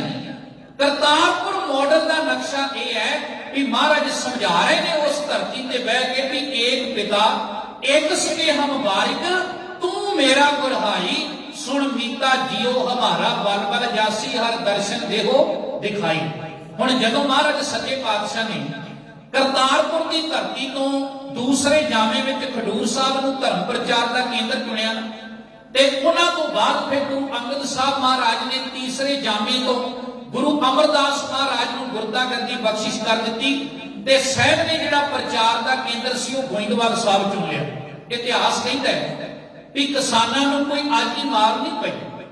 ਸਮੇਂ-ਸਮੇਂ ਤੇ ਜਦੋਂ ਵੀ ਇਹਨਾਂ ਕਿਰਤੀ ਲੋਕਾਂ ਨੇ ਸਾਧ ਸੰਗਤ ਜੀ ਹਲਵਾਏ ਨੇ ਕਿਰਤ ਕੀਤੀ ਤੇ ਇਹ ਕੌਮ ਖੁਸ਼ਹਾਲ ਹੋਈ ਹੈ ਤੇ ਤਿਵੇਂ ਸਮੇਂ ਦੀਆਂ ਸਰਕਾਰਾਂ ਨੇ ਹਕੂਮਤਾਂ ਨੇ ਇਹਨਾਂ ਨੂੰ ਦਬਾਉਣ ਦਾ ਯਤਨ ਕੀਤਾ ਹੈ। ਧੰਨ ਗੁਰੂ ਅਮਰਦਾਸ ਮਹਾਰਾਜ ਦੇ ਸਮੇਂ ਤੇ ਜਿਹੜੇ ਸਿੱਖ ਸਨ, ਉਸ ਵੇਲੇ ਅਕਬਰ ਬਾਦਸ਼ਾਹ ਨੇ ਬਿਨਾਂ ਵਜ੍ਹਾ ਬਹੁਤ ਜ਼ਿਆਦਾ ਮਾਲੀਆ ਤੇ ਟੈਕਸ ਕਿਸਾਨਾਂ ਤੇ ਲਾਇਆ ਹੋਇਆ ਸੀ। ਤੇ ਜਦੋਂ ਅਕਬਰ ਭਾਈ ਜੇਠਾ ਜੀ ਦੀ ਸ਼ਖਸੀਅਤ ਤੋਂ ਪ੍ਰਭਾਵਿਤ ਹੋ ਕੇ, ਕਿਉਂਕਿ ਜਿਹੜੇ ਗੋਇੰਦਵਾਲ ਸਾਹਿਬ ਦੇ ਜਾਤ ਦਾ ਹੰਕਾਰ ਕਰਨ ਵਾਲੇ ਪੰਡਤ ਸਨ, ਉਹਨਾਂ ਨੇ ਵੇਖਿਆ ਕਿ ਜੇ ਤੇ ਗੁਰੂ ਗ੍ਰੰਥ ਸਾਹਿਬ ਦੀ ਬਾਣੀ ਦਾ ਇਦਾਂ ਹੀ ਮੈਸੇਜ ਸੁਣਿਆ ਅੱਗੇ ਪੁੱਜਦਾ ਗਿਆ ਤੇ ਆਉਣ ਵਾਲੇ ਸਮੇਂ 'ਚ ਸਾਡੇ ਵੇਦਾਂ ਨੂੰ, ਸਾਡੇ ਸ਼ਾਸਤਰਾਂ ਨੂੰ ਖਤਰਾ ਹੈ। ਤੇ ਉਹਨਾਂ ਨੇ ਅਕਬਰ ਨੂੰ ਚੁੱਕ ਕੇ ਕਿਹਾ ਵੀ ਜਿਹੜੀ ਬਾਣੀ ਦੀ ਗੱਲ ਗੁਰੂ ਅਮਰਦਾਸ ਦਾ ਘਰ ਕਰਦਾ ਹੈ, ਗੁਰੂ ਗ੍ਰੰਥ ਸਾਹਿਬ ਭਾਵ ਕਿ ਉਦੋਂ ਪੋਥੀ ਦੇ ਰੂਪ ਵਿੱਚ ਸਨ ਬਾਣੀ, ਵੀ ਇਹ ਜਿਹੜੀ ਬਾਣੀ ਹੈ ਇਹ ਆਵਾਜ਼ ਬੰਦ ਹੋਣੀ ਚਾਹੀਦੀ ਹੈ। ਉਹਨੇ ਇੱਕ ਪਰਵਾਨਾ ਭੇਜਿਆ, ਚਿੱਠੀ ਭੇਜੀ ਤੇ ਉਸ ਚਿੱਠੀ 'ਚ ਲਿਖਿਆ ਸੀ ਕਿ ਗੁਰੂ ਅਮਰਦਾਸ ਜੀ ਤੁਸੀਂ ਲਾਹੌਰ ਦੀ ਧਰਤੀ ਤੇ ਆ ਕੇ ਸਪਸ਼ਟੀਕਰਨ ਦਿਓ, ਤੁਹਾਡੇ ਤੇ ਦੋਸ਼ ਲੱਗਾ ਹੈ। ਤੇ ਲਾਇਆ ਕਿਹਨਾਂ ਨੇ? ਉਹਨਾਂ ਨੇ ਜਾਤ ਦਾ ਹੰਕਾਰ ਕਰਨ ਵਾਲੀ ਉਸ ਸ਼੍ਰੇਣੀ ਨੇ ਜਿਹਨੂੰ ਖਤਰਾ ਸੀ ਕਿ ਜੇ ਬਾਣੀ ਦਾ ਪ੍ਰਚਾਰ ਚੱਲਦਾ ਗਿਆ ਤੇ ਸਾਡੀ ਸੋਚ ਦੁਨੀਆ ਤੋਂ ਖਤਮ ਹੋ ਜਾਵੇਗੀ। ਸਤਿਗੁਰੂ ਸੱਚੇ ਪਾਤਸ਼ਾਹ ਨੇ ਉਹ ਚਿੱਠੀ ਪੜ੍ਹੀ, ਆਪ ਨਹੀਂ ਗਏ, ਮਹਾਰਾਜ ਨੇ ਭਾਈ ਜੇਠਾ ਜੀ ਨੂੰ ਭੇਜਿਆ ਜਿਨ੍ਹਾਂ ਨੇ ਆਉਣ ਵਾਲੇ ਸਮੇਂ 'ਚ ਗੁਰੂ ਰਾਮਦਾਸ ਬਣਨਾ ਹੈ। ਗਏ, ਅਕਬਰ ਦਾ ਦਰਬਾਰ ਲੱਗਾ, ਇੱਕ ਪਾਸੇ ਸ਼ਿਕਾਇਤ ਕਰਤਾ ਧਿਰ ਖੜੀ ਹੈ, ਸਾਹਮਣੇ ਕੁਝ ਲੋਕ ਬੈਠੇ ਨੇ ਤੇ ਆਵਾਜ਼ ਪੈਂਦੀ ਹੈ ਵੀ ਦੇਖੋ ਜੀ ਅੱਜ ਦੀ ਜਿਹੜੀ ਕਾਰਵਾਈ ਹੈ ਉਹਨੂੰ ਸ਼ੁਰੂ ਕੀਤਾ ਜਾਵੇ। ਕਹਿੰਦੇ ਕਾਰਵਾਈ ਕੀ ਸੀ? ਵੀ ਗੁਰੂ ਅਮਰਦਾਸ ਮਹਾਰਾਜ ਦੇ ਘਰ ਤੇ ਆਹ ਦੋਸ਼ ਨੇ। ਕਹਿੰਦੇ ਗੁਰੂ ਸਾਹਿਬ ਆਏ ਨਹੀਂ ਜੀ, ਉਹਨਾਂ ਦੇ ਸਿੱਖ ਆਏ। ਸਿੱਖ ਗਿਆ ਤੇ ਨਾਲ ਪੋਥੀ ਸਾਹਿਬ ਲੈ ਕੇ ਗਿਆ, ਸਾਡਾ ਇਤਿਹਾਸ ਕਹਿੰਦਾ। ਤੇ ਜਦੋਂ ਅਕਬਰ ਬਾਦਸ਼ਾਹ ਨੇ ਕਿਹਾ ਕਿ ਜਿਹੜੀ ਬਾਣੀ ਤੁਸੀਂ ਪੜ੍ਹਦੇ ਤੇ ਪੜਾਉਂਦੇ ਹੋ ਤੁਹਾਡੀ ਬਾਣੀ ਇਸਲਾਮ ਦੇ ਖਿਲਾਫ ਹੈ, ਯਾਦ ਰੱਖਣਾ ਚੁੱਕਿਆ ਚੁਕਾਇਆ ਅਕਬਰ ਜਦੋਂ ਬਾਣੀ ਦੇ ਖਿਲਾਫ ਗੱਲ ਕਰਦਾ ਹੈ ਤੇ ਗੁਰੂ ਅਮਰਦਾਸ ਦਾ ਸਿੱਖ ਨਿਮਾਣਾ ਬਣ ਕੇ ਕਹਿੰਦਾ ਵੀ ਮੈਂ ਤੇ ਬਾਣੀ ਨਾਲ ਲੈ ਕੇ ਆਇਆ, ਤੁਸੀਂ ਆਪ ਪੜ੍ਹ ਸਕਦੇ ਹੋ, ਨਹੀਂ ਗੁਰਮੁਖੀ ਆਉਂਦੀ ਕਿਸੇ ਕੋ ਪੜ੍ਹਾ ਸਕਦੇ ਹੋ। ਇਤਿਹਾਸ ਕਹਿੰਦਾ ਵੀ ਪੋਥੀ ਖੋਲੀ ਤੇ ਪਹਿਲਾ ਸ਼ਬਦ ਆਇਆ ਜਗ ਅਰਜ ਗੁਪਤਮ ਪੇਸ਼ ਤੋਂ ਦਰਗੋਸ ਪੁਨ ਕਰਤਾਰ ਹਕਾ ਕਬੀਰ ਕਰੀਮ ਤੋਂ ਬੇਅਬ ਪਰਵਤਗਾਰ। ਜਦੋਂ ਉਹਨੇ ਵੇਖਿਆ ਵੀ ਇਹ ਤੇ ਬੇਅਬ ਤੇ ਪਰਵਤਗਾਰ ਵਰਗੇ ਸ਼ਬਦ ਇਸਲਾਮਿਕ ਭਾਸ਼ਾ ਨਾਲ ਸੰਬੰਧ ਰੱਖਣ ਵਾਲੇ ਸ਼ਬਦ ਨੇ ਤੇ ਸਾਧ ਸੰਗਤ ਜੀ ਉਹਦਾ ਸ਼ੰਕਾ ਨਿਵਰਤ ਹੋ ਗਿਆ। ਪਰ ਇਹ ਜਾਤ ਦਾ ਮਾਣ ਤੇ ਹੰਕਾਰ ਕਰਨ ਵਾਲੇ ਪੰਡਤ ਕਹਿਣ ਲੱਗੇ ਅਕਬਰ ਬਾਦਸ਼ਾਹ ਦੁਬਾਰਾ ਪੜਵਾਓ। ਇਤਿਹਾਸ ਕਹਿੰਦਾ ਦੁਬਾਰਾ ਪੜਾਉਣ ਤੋਂ ਬਾਅਦ ਇਹ ਸ਼ਬਦ ਨਿਕਲਿਆ ਅੱਲਾ ਪਾਕਮ ਪਾਕ ਹੈ ਸ਼ੱਕ ਕਰੋ ਜੇ ਦੂਸਰ ਹੋਏ ਕਬੀਰ ਕਰਮ ਕਰੀਮ ਦਾ ਉਹ ਕਰੇ ਜਾਣੇ ਸੋਏ। ਉਹਨੇ 5 ਮੋਹਰਾ ਮੱਥਾ ਵੀ ਟੇਕਿਆ ਤੇ ਨਾਲ ਇੱਕ ਗੱਲ ਕਹੀ ਕਿ ਜੇਠਾ ਜੀ ਤੁਸੀਂ ਗੋਇੰਦਵਾਲ ਜਾਓ ਤੇ ਗੁਰੂ ਅਮਰਦਾਸ ਨੂੰ ਸੁਨੇਹਾ ਦੇ ਦਿਓ ਵੀ ਹਿੰਦੁਸਤਾਨ ਦਾ ਬਾਦਸ਼ਾਹ ਅਕਬਰ ਤੁਹਾਡੇ ਦਰਬਾਰ 'ਚ ਆਉਣਾ ਚਾਹੁੰਦਾ ਹੈ। ਆਪਾਂ ਇਤਿਹਾਸ ਵਿੱਚ ਪੜ੍ਹਦੇ ਹਾਂ ਨਾ ਕਿ ਅਕਬਰ ਗੋਇੰਦਵਾਲ ਸਾਹਿਬ ਆਇਆ ਤੇ ਉਹਨੇ ਪੰਗਤ 'ਚ ਬਹਿ ਕੇ ਲੰਗਰ ਛਕਿਆ, ਕਿਸਾਨਾਂ ਦੇ ਮਾਲੀਏ ਮਾਫ ਕੀਤੇ, ਸਤੀ ਦੀ ਪ੍ਰਥਾ ਬੰਦ ਕੀਤੀ। ਇਹ ਐਵੇਂ ਨਹੀਂ ਸੀ ਹੋਈ ਖਾਲਸਾ ਜੀ, ਇਹ ਬਾਣੀ ਦੀ ਤਾਕਤ ਸੀ। ਉਸ ਸਿੱਖ ਦੀ ਕਿਆ ਕਮਾਲ ਦੀ ਪੇਸ਼ਕਾਰੀ ਹੋਵੇਗੀ ਕਿ ਜਿਸ ਸਿੱਖ ਨੂੰ ਸੁਣਨ ਤੋਂ ਬਾਅਦ ਹਿੰਦੁਸਤਾਨ ਦਾ ਬਾਦਸ਼ਾਹ ਅਕਬਰ ਕਹਿੰਦਾ ਹੈ ਕਿ ਜਿਸ ਗੁਰੂ ਦਾ ਸਿੱਖ ਏਡਾ ਗਿਆਨੀ ਹੈ, ਉਹ ਗੁਰੂ ਆਪ ਕਿੱਡਾ ਕਲਾਵਾਨ ਤੇ ਮਹਾਨ ਹੋਵੇਗਾ। ਜਦੋਂ ਆਇਆ ਫਿਰ ਅਕਬਰ ਗੋਇੰਦਵਾਲ, ਤੇ ਸਾਡੇ ਘਰ ਦਾ ਸਿਧਾਂਤ ਹੈ ਜੀ, ਪਹਿਲਾ ਪੰਗਤ ਪਾਛੇ ਸੰਗਤ। ਯਾਦ ਰੱਖਣਾ, ਸਿੱਖ ਕਿਸੇ ਵੀ ਜਗ੍ਹਾ ਤੇ ਬੈਠੇ ਆ ਨਾ ਪੰਜਾਬ ਤੋਂ ਬਾਹਰ, ਜਿਹੜੀ ਸਾਡੇ ਅੰਦਰ ਮਹਿਮਾਨ ਨਿਵਾਜ਼ੀ ਆ, ਇਹ ਬੜੀ ਕਮਾਲ ਦੀ ਹੈ। ਤੇ ਹੋਵੇ ਵੀ ਕਿਉਂ ਨਾ, ਅਸੀਂ ਆਏ ਗਏ ਨੂੰ ਪਹਿਲਾਂ ਜਲ ਪਾਣੀ ਪੁੱਛਦੇ ਆ, ਚਾਹ ਪਾਣੀ ਪੁੱਛਦੇ, ਲੰਗਰ ਪੁੱਛਦੇ ਆ। ਤੇ ਇਸੇ ਖਿੱਚ ਕਰਕੇ ਹੀ ਵੱਡੇ ਵੱਡੇ ਵਿਦਵਾਨ ਮੈਕਾਲਫ ਵਰਗੇ ਉਹ ਬਾਬੇ ਨਾਨਕ ਦੇ ਘਰ ਦੇ ਕਾਇਲ ਹੋ ਗਏ ਸੀ ਇੱਕ ਦਿਨ। ਖੈਰ ਮੈਂ ਇਸ ਪਾਸੇ ਨਾ ਜਾਵਾਂ। ਇਹ ਸਾਡੇ ਘਰ ਦੀ ਸੰਸਕ੍ਰਿਤੀ ਤਾਂ ਇਦਾਂ ਦੀ ਹੈ ਵੀ ਸਾਡੇ ਘਰ ਦੇ ਸਿਧਾਂਤ ਵੱਡੇ ਵੱਡੇ ਸਾਡੇ ਗੁਰੂਆਂ ਨੇ ਘੜੇ ਨੇ ਵੀ ਪਹਿਲਾਂ ਪੰਗਤ ਆਏ ਹੋਏ ਨੂੰ ਪ੍ਰਸ਼ਾਦਾ ਮਿਲ ਜਾਵੇ, ਉਹਦੇ ਤੋਂ ਬਾਅਦ ਸੰਗਤ, ਵੀ ਜਦੋਂ ਪੇਟ ਵੀ ਐ ਤ੍ਰਿਪਤ ਹੋ ਜਾਵੇਗਾ ਤੇ ਗੁਰੂ ਦਾ ਸ਼ਬਦ ਸੁਣਨ ਦਾ ਨਾਮ ਹੀ ਵੱਖਰਾ ਹੈ। ਇਸ ਕਰਕੇ ਵੀ ਸਾਡਾ ਧਿਆਨ ਰੋਟੀ ਵਾਲੇ ਪਾਸੇ ਨਾ ਜਾਵੇ, ਲੰਗਰ ਵਾਲੇ ਪਾਸੇ ਨਾ ਜਾਵੇ, ਪਹਿਲਾਂ ਛਕ ਕੇ ਬੈਠੀਏ। ਇਹ ਤਾਂ ਸੀ ਸਾਡੀ ਕੌਮ ਦੇ ਸਿਧਾਂਤ। ਬੈਠਾ, ਉਹਨੇ ਲੰਗਰ ਛਕਿਆ ਤੇ ਲੰਗਰ ਛਕਣ ਤੋਂ ਬਾਅਦ ਸਾਧ ਸੰਗਤ ਗੁਰੂ ਸਾਹਿਬ ਦੇ ਦਰਸ਼ਨ ਕਰਕੇ ਹਿੰਦੁਸਤਾਨ ਦਾ ਬਾਦਸ਼ਾਹ ਕਹਿੰਦਾ, ਮਹਾਰਾਜ ਮੈਂ ਇਸ ਲੰਗਰ ਵਿੱਚ ਬੈਠ ਕੇ ਲੰਗਰ ਛਕਿਆ ਤੇ ਬੜਾ ਆਨੰਦ ਆਇਆ ਹੈ, ਤੇ ਇਸ ਵੇਲੇ ਹਿੰਦੁਸਤਾਨ ਦਾ ਬਾਦਸ਼ਾਹ ਤੁਹਾਡੇ ਸਾਹਮਣੇ ਖੜਾ ਹੈ। ਮਹਾਰਾਜ ਮੈਂ ਚਾਹੁੰਦਾ ਵੀ ਇਸ ਲੰਗਰ ਦੇ ਨਾਮ ਤੇ ਕੋਈ ਜਗੀਰ ਲਾ ਦਿੱਤੀ ਜਾਵੇ। ਉੱਥੇ ਗੁਰੂ ਅਮਰਦਾਸ ਮਹਾਰਾਜ ਨੇ ਇੱਕ ਸ਼ਬਦ ਕਿਹਾ ਕਿ ਬਾਦਸ਼ਾਹ ਅਕਬਰ, ਦੁਨਿਆਵੀ ਜਗੀਰਾਂ ਹਮੇਸ਼ਾ ਖਤਮ ਹੋ ਜਾਂਦੀਆਂ ਨੇ।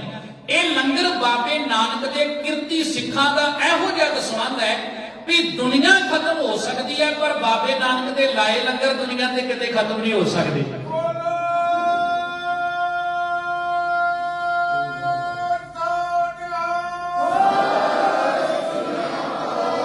ਤੁਸੀਂ ਵੇਖਿਆ ਹੋਵੇਗਾ ਸਾਧ ਸੰਗਤ, 1 ਸਾਲ ਤੋਂ ਵੱਧ ਸਮਾਂ ਜਿਹੜਾ ਕਿਸਾਨੀ ਸੰਘਰਸ਼ ਦਿੱਲੀ ਦੀ ਧਰਤੀ ਤੇ ਚੱਲਦਾ ਹੈ ਤੇ ਭਾਂਤ ਭਾਂਤ ਦੇ ਲੰਗਰ। ਤੇ ਜਿਸ ਦਿਨ ਇਹ ਫਤਿਹ ਨਸੀਬ ਹੁੰਦੀ ਤੇ ਸਾਡੇ ਕਿਸਾਨ ਭਰਾ ਲੰਗਰ ਦਾ ਸਮਾਨ ਲੈ ਕੇ ਦਿੱਲੀ ਤੋਂ ਤੁਰਦੇ ਆ ਨਾ, ਉਹ ਵੀ ਨਕਸ਼ਾ ਕਿਆ ਪਿਆਰਾ ਸੀ ਕਿ ਗਰੀਬਾਂ ਦੇ ਝੁੱਗੀਆਂ ਝੌਂਪੜੀਆਂ 'ਚ ਰਹਿਣ ਵਾਲੇ ਬੱਚੇ ਰੋਂਦੇ ਵੇਖੇ ਗਏ। ਉਹਨਾਂ ਕਿਹਾ ਜੇ ਇਹ ਸਿੱਖ ਚਲੇ ਗਏ, ਗੁਰੂ ਨਾਨਕ ਦੇ ਸਿੱਖ ਚਲੇ ਗਏ ਨਾ, ਤੇ ਸਾਨੂੰ ਪੇਟ ਭਰ ਕੇ ਖਾਣਾ ਨਹੀਂ ਮਿਲਣਾ। ਇਹ ਕਿਹਦੀ ਕਰਾਮਾਤ ਹੈ? ਇਹ ਬਾਬੇ ਨਾਨਕ ਦੀ ਕਰਾਮਾਤ ਹੈ। ਖੈਰ ਮੈਂ ਇੱਥੇ ਜ਼ਰੂਰ ਆਵਾਂਗਾ, ਪਰ ਥੋੜਾ ਜਿਹਾ ਇਤਿਹਾਸ ਵਾਲੇ ਪਾਸੇ ਜਾਈਏ। ਸਤਿਗੁਰੂ ਸੱਚੇ ਪਾਤਸ਼ਾਹ ਕਹਿਣ ਲੱਗੇ ਕਿ ਦੁਨਿਆਵੀ ਜਗੀਰਾਂ ਖਤਮ ਹੋ ਜਾਂਦੀਆਂ। ਕਹਿੰਦਾ ਨਹੀਂ ਮਹਾਰਾਜ, ਮੈਂ ਤੇ ਇਸ ਲੰਗਰ ਦੇ ਨਾਂ ਤੇ ਕੋਈ ਜਗੀਰ ਲਾਉਣੀ ਚਾਹਣਾ। ਪਾਤਸ਼ਾਹ ਨੇ ਮਨਾ ਕਰ ਦਿੱਤਾ। ਕਿਉਂ ਮਨਾ ਕੀਤਾ ਸੀ? ਕਿ ਸਿੱਖ ਆਉਣ ਵਾਲੇ ਸਮੇਂ 'ਚ ਕਿਰਤ ਕਰਦੇ ਕਰਦੇ ਦਸਵੰਧ ਕੱਢਣਗੇ ਤੇ ਸਿੱਖਾਂ ਦੇ ਦਸਵੰਧ ਦੇ ਨਾਲ ਇਹ ਗੁਰੂ ਕੇ ਲੰਗਰ ਨਿਰੰਤਰ ਚੱਲਦੇ ਰਹਿਣਗੇ। ਸਾਧ ਸੰਗਤ ਹੱਥ ਜੋੜ ਕੇ ਕਹਿੰਦਾ, ਮਹਾਰਾਜ ਜੇ ਨਹੀਂ ਤੇ ਮੈਂ ਕੋਈ ਚੰਗਾ ਕੰਮ ਕਰਕੇ ਜਾਣਾ ਚਾਹੁੰਦਾ ਵੀ ਯਾਦਗਾਰ ਬਣ ਜਾਵੇ ਕਿ ਹਿੰਦੁਸਤਾਨ ਦਾ ਬਾਦਸ਼ਾਹ ਗੋਇੰਦਵਾਲ ਸਾਹਿਬ ਆਇਆ ਸੀ ਤੇ ਉਹ ਕੋਈ ਚੰਗਾ ਇਨਕਲਾਬੀ ਕੰਮ ਕਰਕੇ ਗਿਆ। ਮਹਾਰਾਜ ਨੇ ਉੱਥੇ ਫਿਰ ਵੇਖਿਆ ਕਿ ਮੇਰੀ ਨਿਗਾਹ ਦੇ ਸਾਹਮਣੇ ਮਹਾਰਾਜ ਦੇ ਕਿਸਾਨ ਆਏ ਵੀ ਇਹ ਜਿਹੜੇ ਕਿਸਾਨ ਹੈ ਸਭ ਤੋਂ ਪਾਕ ਪਵਿੱਤਰ ਸੱਚੀ ਤੇ ਸੁੱਚੀ ਕਿਰਤ ਇਹਨਾਂ ਦੀ ਹੈ। ਤੇ ਸਤਿਗੁਰੂ ਨੇ ਵੇਖਿਆ ਕਿ ਅਕਬਰ ਨੇ ਬਿਨਾਂ ਵਜ੍ਹਾ ਮਾਲੀਆ ਟੈਕਸ ਲਾਇਆ ਹੋਇਆ ਤੇ ਸਤਿਗੁਰੂ ਜੀ ਕਹਿਣ ਲੱਗੇ, ਅਕਬਰ ਜੇ ਸੱਚਮੁੱਚ ਰੱਬ ਦੀ ਖੁਸ਼ੀ ਲੈਣੀ ਹੈ ਨਾ ਤੇ ਅੱਜ ਗੋਇੰਦਵਾਲ ਦੀ ਧਰਤੀ ਤੇ ਖੜ ਕੇ ਐਲਾਨ ਕਰ ਕਿ ਅੱਜ ਤੋਂ ਬਾਅਦ ਮੈਂ ਕਿਸਾਨਾਂ ਤੇ ਲਾਏ ਬੇਵਜ੍ਹਾ ਸਾਰੇ ਮਾਲੀਏ ਤੇ ਟੈਕਸ ਮਾਫ ਕਰਦਾ। ਉਹਨੇ ਮਾਫ ਕੀਤੇ। ਫਿਰ ਸਾਧ ਸੰਗਤ ਇਹਨਾਂ ਦੇ ਕਹਿਣ ਤੇ, ਸਤਿਗੁਰੂ ਗੁਰੂ ਅਮਰਦਾਸ ਮਹਾਰਾਜ ਦੇ ਕਹਿਣ ਤੇ ਦੂਜਾ ਵੱਡਾ ਕੰਮ ਸੀ ਕਿ ਸਤਿਗੁਰੂ ਜੀ ਕਹਿਣ ਲੱਗੇ ਵੀ ਦੇਖ ਅਕਬਰ, ਇਸ ਭਾਰਤ ਦੀ ਧਰਤੀ ਦੇ ਉੱਤੇ ਜਦੋਂ ਕੋਈ ਇੱਥੇ ਮਰਦ ਚੜ੍ਹਾਈ ਕਰ ਜਾਂਦਾ ਹੈ ਤੇ ਉਹਦੀ ਔਰਤ ਨੂੰ ਵੀ ਉਹਦੀ ਚਿਖਾ ਦੇ ਵਿੱਚ ਬਿਠਾ ਕੇ ਸਤੀ ਕਰ ਦਿੱਤਾ ਜਾਂਦਾ ਹੈ। ਸੱਚ ਪੁੱਛਦਾ ਹੈ, ਜੇ ਰੱਬ ਦੀ ਖੁਸ਼ੀ ਲੈਣੀ ਤੇ ਜਿੱਥੇ ਕਿਸਾਨਾਂ ਦੇ ਟੈਕਸ ਮਾਫ ਕੀਤੇ ਉੱਥੇ ਸਤੀ ਦੀ ਪ੍ਰਥਾ ਵੀ ਬੰਦ ਕਰ ਦਿੱਤੀ। ਉਹਨੇ ਫਿਰ ਸਾਧ ਸੰਗਤ ਐਲਾਨ ਕੀਤਾ ਤੇ ਸਤਿਗੁਰੂ ਨੇ ਫਿਰ ਬਾਣੀ ਦੀ ਸ਼ਬਦ ਉਚਾਰਿਆ, ਸਤੀਆਂ ਇਹ ਨਾ ਆਖੀਆਂ ਜੋ ਮੜਿਆ ਲੱਗ ਜਲਨ, ਨਾਨਕ ਸਤੀਆਂ ਜਾਣੀਆਂ ਜੇ ਬਿਰਹੀ ਚੋਟ ਮਰਾਨ। ਇਹ ਜਿੰਨੇ ਵੀ ਮਹਾਰਾਜ ਨੇ ਸ਼ਹਿਰ ਬਣਾਏ ਨਾ, ਇਹ ਮਾਡਲ ਸੀ ਇੱਕ ਜਿਹੜੇ ਸਿੱਖੀ ਦੇ ਸਥਾਪਿਤ ਕੀਤੇ ਤੇ ਨਾਮ ਹੀ ਇਦਾਂ ਦੇ ਪਿਆਰੇ ਰੱਖੇ ਵੀ ਮੇਰਾ ਸਿੱਖ ਜਦੋਂ ਮੇਰੇ ਵਸਾਏ ਸ਼ਹਿਰ ਦਾ ਨਾਮ ਲਵੇਗਾ ਨਾ, ਉਹਨੂੰ ਰੱਬ ਯਾਦ ਆਵੇਗਾ। ਆਪਾਂ ਕਰਤਾਰਪੁਰ ਕਹਿੰਦੇ ਆ ਤੇ ਕਰਤਾਰ ਯਾਦ ਆਉਂਦਾ ਹੈ, ਗੋਬਿੰਦਵਾਲ ਕਹਿੰਦੇ ਆ ਤੇ ਵਾਹਿਗੁਰੂ ਅਕਾਲ ਪੁਰਖ ਗੋਬਿੰਦ ਦੀ ਪੁਰੀ ਯਾਦ ਆਉਂਦੀ ਹੈ। ਸਾਧ ਸੰਗਤ ਜੀ ਇਸੇ ਤਰ੍ਹਾਂ ਕੀਰਤਪੁਰ ਸਾਹਿਬ ਕਹਿੰਦੇ ਆ ਤੇ ਰੱਬ ਦੀ ਕੀਰਤੀ ਯਾਦ ਆਉਂਦੀ ਵੀ ਅਸੀਂ ਸੰਸਾਰ ਤੇ ਰਹਿ ਕੇ ਨਾਮ ਜਪਣ ਲਈ ਆਏ ਆ। ਤੇ ਜਦੋਂ ਆਨੰਦਪੁਰ ਕਹਿੰਦੇ ਆ ਇਹ ਤੇ ਅਵਸਥਾ ਹੀ ਇੱਕ ਕਮਾਲ ਦੀ ਹੈ। ਇਹ ਆਨੰਦ ਉਸ ਅਵਸਥਾ ਦਾ ਨਾਮ ਹੈ ਸਾਧ ਸੰਗਤ ਕਿ ਇਹ ਤਤੀ ਤਵੀ ਤੇ ਵੀ ਬੈਠ ਕੇ ਇਥੋਂ ਤੱਕ ਚਰਖੜੀਆਂ ਤੇ ਚੜ ਕੇ ਤੇ ਆਪਣਾ ਖੋਪਰ ਲਵਾ ਕੇ ਜਿਹੜੀ ਆਨੰਦ ਵਾਲੀ ਵਿਵਸਥਾ ਹੈ ਨਾ ਸਾਧ ਸੰਗਤ ਉਹਨੂੰ ਕੋਈ ਖੋ ਨਹੀਂ ਸਕਦਾ। ਅੱਜ ਜਦੋਂ ਆਪਾਂ ਕਿਸਾਨਾਂ ਦੀ ਗੱਲ ਕਰਦੇ ਯਾਦ ਰੱਖਣਾ ਜਿੱਥੇ ਗੁਰੂ ਸਾਹਿਬਾਨਾਂ ਨੇ ਕਿਸਾਨੀ ਨੂੰ ਆਪਣੇ ਗਲ ਨਾਲ ਲਾਇਆ ਉੱਥੇ ਬਾਬਾ ਬੰਦਾ ਸਿੰਘ ਬਹਾਦਰ ਦੀ ਜਿਹੜੀ ਕਿਸਾਨਾਂ ਨੂੰ ਦੇਣ ਹੈ ਨਾ ਇਹਨੂੰ ਕਦੇ ਵੀ ਇਤਿਹਾਸ ਤੋਂ ਅੱਖੋਂ ਪਰੋਖੇ ਨਹੀਂ ਕੀਤਾ ਜਾ ਸਕਦਾ ਕਿਉਂਕਿ ਜ਼ਗੀਰਦਾਰੀ ਸਿਸਟਮ ਸੀ। ਔਰ ਸਾਧ ਸੰਗਤ ਜੀ ਬਾਬਾ ਬੰਦਾ ਸਿੰਘ ਬਹਾਦਰ ਨੇ ਵੇਖਿਆ ਵੀ ਕਿਸਾਨ ਰਾਤ ਦਿਨ ਜ਼ਮੀਨ ਦੇ ਵਿੱਚ ਖੇਤੀਬਾੜੀ ਕਰਦਾ ਹੈ ਪਰ ਇਹ ਅਜੇ ਤੱਕ ਜ਼ਮੀਨਾਂ ਦਾ ਮਾਲਕ ਨਹੀਂ। ਉਹਨਾਂ ਨੇ ਸਾਡੇ ਖਾਲਸਾ ਪੰਥ ਤੇ ਬਖਸ਼ਿਸ਼ ਕੀਤੀ ਤੇ ਕਿਸਾਨਾਂ ਨੂੰ ਸਹੀ ਰੂਪ ਦੇ ਅੰਦਰ ਜ਼ਮੀਨਾਂ ਦੇ ਮਾਲਕ ਬਣਾਇਆ।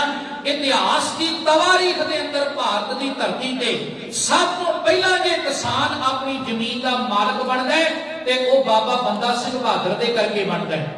ਫਿਰ ਜਦੋਂ ਅਸੀਂ ਅੱਗੇ ਅੱਗੇ ਇਤਿਹਾਸ ਪੜ੍ਹੀ ਜਾਂਦੇ ਯਾਦ ਰੱਖਣਾ ਦੋ ਤਰ੍ਹਾਂ ਦੇ ਸੰਘਰਸ਼ ਨੇ ਜਿਹੜੇ ਕੋਈ ਵੀ ਕੌਮ ਲੜਦੀ ਹੈ। ਇੱਕ ਸੰਘਰਸ਼ ਹੈ ਇੱਕ ਉਹ ਯੁੱਧ ਹੈ ਕਿ ਜਦੋਂ ਸਾਧ ਸੰਗਤ ਦੋਵੇਂ ਬੰਨੇ ਗੋਲੀ ਸਿੱਕਾ ਬਰੂਦ ਹੋਵੇ ਤੇ ਦੁਸ਼ਮਣ ਨਾਲ ਲੜਦਾ ਹੈ ਤੇਗ ਤੇ ਤੇਗ ਖੜਕਦੀ ਹੈ ਜਿਹਨੂੰ ਆਪਾਂ ਯੁੱਧ ਦਾ ਮੈਦਾਨ ਕਹਿੰਦੇ ਤੇ ਇੱਕ ਸੰਘਰਸ਼ ਹੈ ਜਿਹੜਾ ਸ਼ਾਂਤਮਈ ਰਹਿ ਕੇ ਲੜਿਆ ਜਾਂਦਾ ਹੈ। ਯਾਦ ਰੱਖਣਾ ਸਾਧ ਸੰਗਤ ਜੇ ਤੇ ਸ਼ਾਂਤਮਈ ਸੰਘਰਸ਼ਾਂ ਦੀ ਗੱਲ ਕਰੀਏ ਤੇ ਤਾਂ ਵੀ ਆਪਣੀ ਕੌਮ ਦਾ ਕੋਈ ਸਾਨੀ ਨਹੀਂ ਤੇ ਜੇ ਆਪਾਂ ਜੰਗਾਂ ਯੁੱਧਾਂ ਦੀ ਗੱਲ ਕਰੀਏ ਤੇ ਖਾਲਸਾ ਕੌਮ ਇਦਾਂ ਦੀ ਜੁਝਾਰੂ ਕੌਮ ਹੈ ਤਾਂ ਵੀ ਇਸ ਕੌਮ ਦਾ ਕੋਈ ਸਾਨੀ ਨਹੀਂ।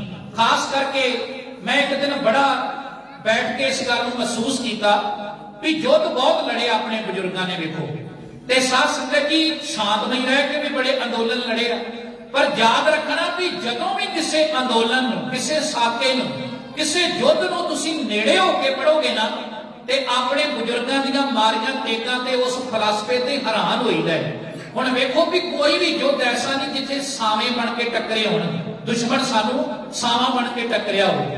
ਪਹਿਲੀ ਲੜਾਈ ਗੁਰੂ ਹਰਗੋਬਿੰਦ ਸਾਹਿਬ ਮਹਾਰਾਜ ਨੇ ਲੜੀ ਆ ਅੰਮ੍ਰਿਤਸਰ ਦੀ ਧਰਤੀ ਤੇ ਵੇਖੋ ਲੜਾਈ ਕੀ ਸੀ ਧੀ ਦਾ ਵਿਆਹ ਰੱਖਿਆ ਘਰ ਦੇ ਅੰਦਰ ਤੇ ਉਧਰੋਂ ਸਾਧ ਸੰਗਤ ਜੀ ਮੁਖਲਸ ਖਾਂ ਚੜ ਕੇ ਆ ਗਏ ਤੇ ਸਤਿਗੁਰੂ ਜੀ ਉਸ ਵੇਲੇ ਤੱਕ ਨਾ ਕੋਈ ਬਹੁਤੀਆਂ ਤੋਪਾਂ ਨਾ ਕੋਈ ਗੋਲੀ ਸਿੱਕਾ ਤੇ ਬਰੂਦ ਕੇਵਲ ਹੱਥਾਂ ਦੇ ਵਿੱਚ ਕਿਰਪਾਨਾਂ ਨੇ ਸਿੱਖਾਂ ਦੇ ਕੋਲ ਪਰ ਯਾਦ ਰੱਖਣਾ ਹੌਸਲੇ ਏਡੇ ਉਹਨਾਂ ਦੇ ਅਟਲ ਸਨ ਕਿ ਭਾਵੇਂ ਘਰ ਵਿੱਚ ਧੀ ਦਾ ਵਿਆਹ ਰੱਖਿਆ ਗੁਰੂ ਹਰਗੋਬਿੰਦ ਸਾਹਿਬ ਮਹਾਰਾਜ ਨੇ ਉਧਰੋਂ ਦੁਸ਼ਮਣ ਚੜ੍ਹਾਈ ਕਰਕੇ ਆ ਗਿਆ ਜਿਹਨੂੰ ਆਪਾਂ ਲੋਹਗੜ੍ਹ ਦੀ ਲੜਾਈ ਕਹਿੰਦੇ ਆ ਤੇ ਮਹਾਰਾਜ ਆਪਣੀ ਧੀ ਬੀਬੀ ਵੀਰੋ ਨੂੰ ਸਿੱਖਾਂ ਦੇ ਸਮੇਤ ਝਬਾਲ ਨਗਰ ਭੇਜਦੇ ਨੇ ਤੇ ਨਾਲ ਇੱਕ ਗੱਲ ਕਹਿੰਦੇ ਨੇ ਕਿ ਸਿੱਖੋ ਤੁਸੀਂ ਝਬਾਲ ਜਾ ਕੇ ਮੇਰੀ ਧੀ ਦੇ ਵਿਆਹ ਦਾ ਕਾਰਜ ਆਰੰਭ ਕਰ ਦਿਓ ਤੇ ਅਸੀਂ ਦੁਸ਼ਮਣ ਨਾਲ ਲੜਾਈ ਲੜ ਕੇ ਲੋਹਾ ਲੈ ਕੇ ਹੁਣੇ ਵਾਪਸ ਆਏ। ਮਤਲਬ ਕਿੰਨਾ ਵੱਡਾ ਮਾਨਸਿਕ ਤੌਰ ਤੇ ਮਹਾਰਾਜ ਸੱਚੇ ਪਾਤਸ਼ਾਹ ਜੀ ਉਸ ਆਨੰਦ ਵਿੱਚ ਸਨ ਚੜ੍ਹਦੀ ਕਲਾ ਵਿੱਚ ਸਨ ਵੀ ਇੱਕ ਪਾਸੇ ਤੋਪਾਂ ਨੇ ਗੋਲੀ ਸਿੱਕਾ ਬਰੂਦ ਹੈ ਕੋਈ ਸਾਵੀਂ ਜੰਗ ਤੇ ਨਹੀਂ ਨਾ ਨਹੀਂ। ਇਸੇ ਤਰ੍ਹਾਂ ਚਮਕੌਰ ਦਾ ਯੁੱਧ ਵੇਖ ਲਓ ਉੱਥੇ ਵੀ ਇੱਕ ਪਾਸੇ 10 ਲੱਖ ਫੌਜ ਹੈ ਤੇ ਇੱਕ ਪਾਸੇ ਸਾਧ ਸੰਗਤ ਦੀ ਗਿਣਤੀ ਦੇ ਸਿੰਘ ਨੇ ਪਰ ਇਹਦਾ ਮਤਲਬ ਵੀ ਕੋਈ ਵੀ ਲੜਾਈ ਸਾਵੀਂ ਨਹੀਂ ਲੜੀ ਗਈ। ਆ ਬੀਤੀ 10 ਫਰਵਰੀ ਨੂੰ ਇੱਕ ਲੜਾਈ ਲੰਘ ਕੇ ਗਈ ਉਹ ਦਿਨ ਲੰਘ ਕੇ ਗਿਆ ਕਿ ਜਦੋਂ ਪੰਜਾਬ ਅੰਗਰੇਜ਼ਾਂ ਦਾ ਗੁਲਾਮ ਹੋਇਆ ਸੀ ਉਹ ਕਿਹੜੀ ਸੀ 10 ਫਰਵਰੀ 1846 ਨੂੰ ਸਰਦਾਰ ਸ਼ਾਮ ਸਿੰਘ ਅਟਾਰੀ ਵਾਲੇ ਦੀ ਅਗਵਾਈ ਵਿੱਚ ਸਾਡੇ ਬਜ਼ੁਰਗ ਜਿਹੜੇ ਉਹ ਸਭਰਾਵਾਂ ਦਾ ਯੁੱਧ ਲੜਦੇ ਆ ਤੇ ਇੱਕ ਅੰਗਰੇਜ਼ ਕਨਿੰਗਮ ਨੇ ਉਸ ਯੁੱਧ ਨੂੰ ਆਪਣੀਆਂ ਅੱਖਾਂ ਨਾਲ ਵੇਖਿਆ ਕਿਉਂਕਿ ਮੈਂ ਸ਼ਾਂਤਮਈ ਸੰਘਰਸ਼ ਦੀ ਵੀ ਗੱਲ ਕਰਨੀ ਆ ਤੇ ਯੁੱਧ ਦੀ ਗੱਲ ਵੀ ਕਰਨੀ ਆ ਤੇ ਆਪਾਂ ਮਹਿਸੂਸ ਇਹ ਕਰਨਾ ਵੀ ਕੋਈ ਵੀ ਯੁੱਧ ਸਾਵਾਂ ਨਹੀਂ ਹੋਇਆ ਸਾਡਾ ਨਾ ਛਿੜਕਿਆ ਤੇ ਨਾ ਗੁਰੂ ਸਾਹਿਬ ਨੇ ਛਿੜਕਣ ਦਿੱਤਾ ਤੇ ਅਗਲੇ ਬੰਨੇ ਸਿੱਖ 10 ਸਿੱਖ ਆਪਸ ਵਿੱਚ ਸਿਰ ਜੋੜ ਕੇ ਤੋਪ ਦੇ ਗੋਲੇ ਵੱਲ ਨੂੰ ਮੂੰਹ ਕਰਕੇ ਭੱਜਦੇ ਸਨ। ਉਹ ਸੋਚਦੇ ਸੀ ਵੀ ਸਾਡੇ ਚੋਂ ਸ਼ਹੀਦ ਹੋਣਗੇ 5 ਹੋਣਗੇ 7 ਹੋਣਗੇ ਜੇ 10 ਚੋਂ ਇੱਕ ਵੀ ਸਿੱਖ ਬਚ ਗਿਆ ਤੇ ਉਸ ਜਾ ਕੇ ਧੌਣੋਂ ਫੜ ਲਵਾਂਗੇ ਜਿਹੜਾ ਅੰਗਰੇਜ਼ ਤੋਪ 'ਚ ਗੋਲੇ ਪਾ ਕੇ ਸਿੱਖਾਂ ਵੱਲ ਛੱਡ ਰਿਹਾ ਤੇ ਬਾਅਦ ਵਿੱਚ ਉਹ ਗੋਲਾ ਚਲਾਉਣ ਦੇ ਸਮਰੱਥ ਨਹੀਂ ਰਹੇਗਾ। ਕਹਿੰਦਾ ਮੈਂ ਦੂਜੀ ਵੱਡੀ ਘਟਨਾ ਇਹ ਵੇਖੀ ਵੀ ਸਿੱਖ ਆਪਣੇ ਕੀਤਿਆਂ ਦੀਆਂ ਗਦਾਰੀਆਂ ਕਰਕੇ ਤੇ ਯੁੱਧ ਗਏ ਹਾਰ ਕਹਿੰਦਾ ਕਿਉਂਕਿ ਕਿਰਪਾਨਾਂ ਤੋਪਾਂ ਦਾ ਕਿੰਨਾ ਕੁ ਚਿਰ ਮੁਕਾਬਲਾ ਕਰ ਸਕਦੀਆਂ ਸੀ। ਪਰ ਕਨਿੰਗਮ ਲਿਖਦਾ ਹੈ ਵੀ ਇੱਕ ਵੀ ਸਿੱਖ ਉਸ ਸੰਗਰਾਮਾਂ ਦੇ ਯੁੱਧ ਵਿੱਚੋਂ ਵਾਪਸ ਨਹੀਂ ਗਿਆ ਵੀ ਕੋਈ ਡੋਲ ਗਿਆ ਹੋਵੇ, ਕੋਈ ਚੜ੍ਹਦੀ ਕਲਾ ਛੱਡ ਗਿਆ ਹੋਵੇ। ਉਹ ਕਹਿੰਦਾ ਹੈ ਕਿ ਜਦੋਂ ਯੁੱਧ ਖਤਮ ਹੋਇਆ ਨਾ ਤੇ ਮੈਂ ਵੇਖਿਆ ਵੀ ਲਾਸ਼ਾਂ ਦੇ ਢੇਰ ਲੱਗੇ ਪਏ। ਸ਼ਾਮ ਸੰਧਾਰੀ ਵਾਲਾ ਵੀ ਸ਼ਹੀਦ ਹੋਇਆ ਪਿਆ, 7 ਗੋਲੀਆਂ ਉਹਦੇ ਲੱਗੀਆਂ ਸੀ। ਤੇ ਕਹਿੰਦਾ ਇੱਕ ਸਿੱਖ ਜੀ ਦੀ ਖੱਬੀ ਬਾਹ ਤੇ ਸੱਜੀ ਲੱਤ ਤੋਪ ਦਾ ਗੋਲਾ ਵੱਜ ਕੇ ਉੱਡੀ ਹੋਈ। ਕਹਿੰਦਾ ਚੜ੍ਹਦੀ ਕਲਾ ਵੇਖੋ ਇਸ ਕੌਮ 'ਚ। ਕਹਿੰਦਾ ਮੈਂ ਕੋਲ ਗਿਆ, ਆਮ ਕਰਕੇ ਜਿਹੜੇ ਲੇਖਕ ਜਾਂ ਕਵੀ ਲੋਕ ਹੁੰਦੇ ਬੜੇ ਮੋਮ ਦਿਲ ਹੁੰਦੇ ਨੇ। ਕਹਿੰਦਾ ਮੈਨੂੰ ਤਰਸ ਆਇਆ, ਮੈਂ ਹਲਾਇਆ ਤੇ ਉਸ ਸਿੱਖ ਨੇ ਅੱਖਾਂ ਖੋਲੀਆਂ। ਉਹ ਜ਼ਖਮੀ ਸੀ, ਪਰ ਜ਼ਖਮੀ ਵੀ ਇੰਨਾ ਸੀ ਵੀ ਇੱਕ ਬਾਹ ਤੇ ਇੱਕ ਲੱਤ ਉਹਦੀ ਤੋਪ ਦਾ ਗੋਲਾ ਵੱਜ ਕੇ ਉੱਡੀ ਹੋਈ ਸੀ। ਤੇ ਕਹਿੰਦਾ ਮੈਂ ਉਹਨੂੰ ਹਿਲਾ ਕੇ ਇਹ ਕਿਹਾ ਵੀ ਭਰਾਵਾ ਆ ਵੇਖ ਤੇਰੇ ਨਾਲ ਦੇ ਜਿਹੜੇ ਸਿੱਖ ਆ ਇਹ ਬਹੁਤੇ ਸ਼ਹੀਦ ਹੋ ਗਏ ਆ, ਜਿਹੜੇ ਬਚ ਗਏ ਆ ਅੰਗਰੇਜ਼ ਉਹਨਾਂ ਨੂੰ ਫੜ ਕੇ ਤੇ ਟਾਪੂਆਂ ਤੇ ਲੈ ਗਏ ਆ, ਭਾਵ ਕੇ ਬਾਹਰ ਜਾ ਕੇ ਉਹਨਾਂ ਨੇ ਸ਼ਿਫਟ ਕਰ ਦਿੱਤਾ ਵੀ ਇਹ ਫੇਰ ਬਗਾਵਤ ਕਰਨਗੇ। ਇਹ ਬੜੇ ਮਾਰਸ਼ਲ ਤੇ ਅਣਖੀ ਕਿਸਮ ਦੇ ਲੋਕ ਆ। ਕਹਿੰਦਾ ਜਿਹੜੀ ਤੇਰੇ ਸੱਜੇ ਹੱਥ 'ਚ ਕਿਰਪਾਨ ਫੜੀ ਆ ਨਾ, ਕਨਿੰਗਮ ਉਸ ਸਿੱਖ ਨੂੰ ਕਹਿੰਦਾ ਵੀ ਇਹ ਛੱਡ ਦੇ, ਇਹ ਛੱਡੇਗਾ ਤੇ ਮੈਂ ਤੇਰੀ ਵੀ ਮਲਮ ਪੱਟੀ ਕਰਕੇ ਤੇਰਾ ਕੋਈ ਇਲਾਜ ਹੋ ਸਕਦਾ ਤੇ ਤੇਰੀ ਜਾਨ ਬਚ ਸਕਦੀ ਆ। ਤੇ ਜਾਨ ਬੜੀ ਬੰਦੇ ਦੀ ਕੀਮਤੀ ਹੁੰਦੀ ਹੈ। ਕਹਿੰਦਾ ਜਦੋਂ ਮੈਂ ਇਹ ਕਹਿਣਾ ਵੀ ਕਿਰਪਾਨ ਛੱਡ ਦੇ, ਕਹਿੰਦਾ ਉਸ ਸਿੱਖ ਨੇ ਅੱਖਾਂ ਖੋਲੀਆਂ ਤੇ ਅੱਖਾਂ ਖੋਲ ਕੇ ਮੈਨੂੰ ਇਹ ਕਿਹਾ ਵੀ ਅੰਗਰੇਜ਼ ਸਾਹਿਬ ਏਦਾਂ ਨਾ ਕਹੋ, ਹਥਿਆਰ ਛੱਡ ਦੇ। ਅਸੀਂ ਉਸ ਗੁਰੂ ਗੋਬਿੰਦ ਸਿੰਘ ਮਹਾਰਾਜ ਦੇ ਸਾਜੇ ਪੰਥ ਦੇ ਮੈਂਬਰ ਹਾਂ ਵੀ ਜਿੰਨਾ ਚਿਰ ਸਾਨੂੰ ਪੰਥ ਦਾ ਹੁਕਮ ਨਾ ਹੋਵੇ ਉਹਨਾਂ ਚਿਰ ਖਾਲਸਾ ਆਪਣੇ ਹੱਥ 'ਚੋਂ ਹਥਿਆਰ ਨਹੀਂ ਛੱਡ ਸਕਦਾ।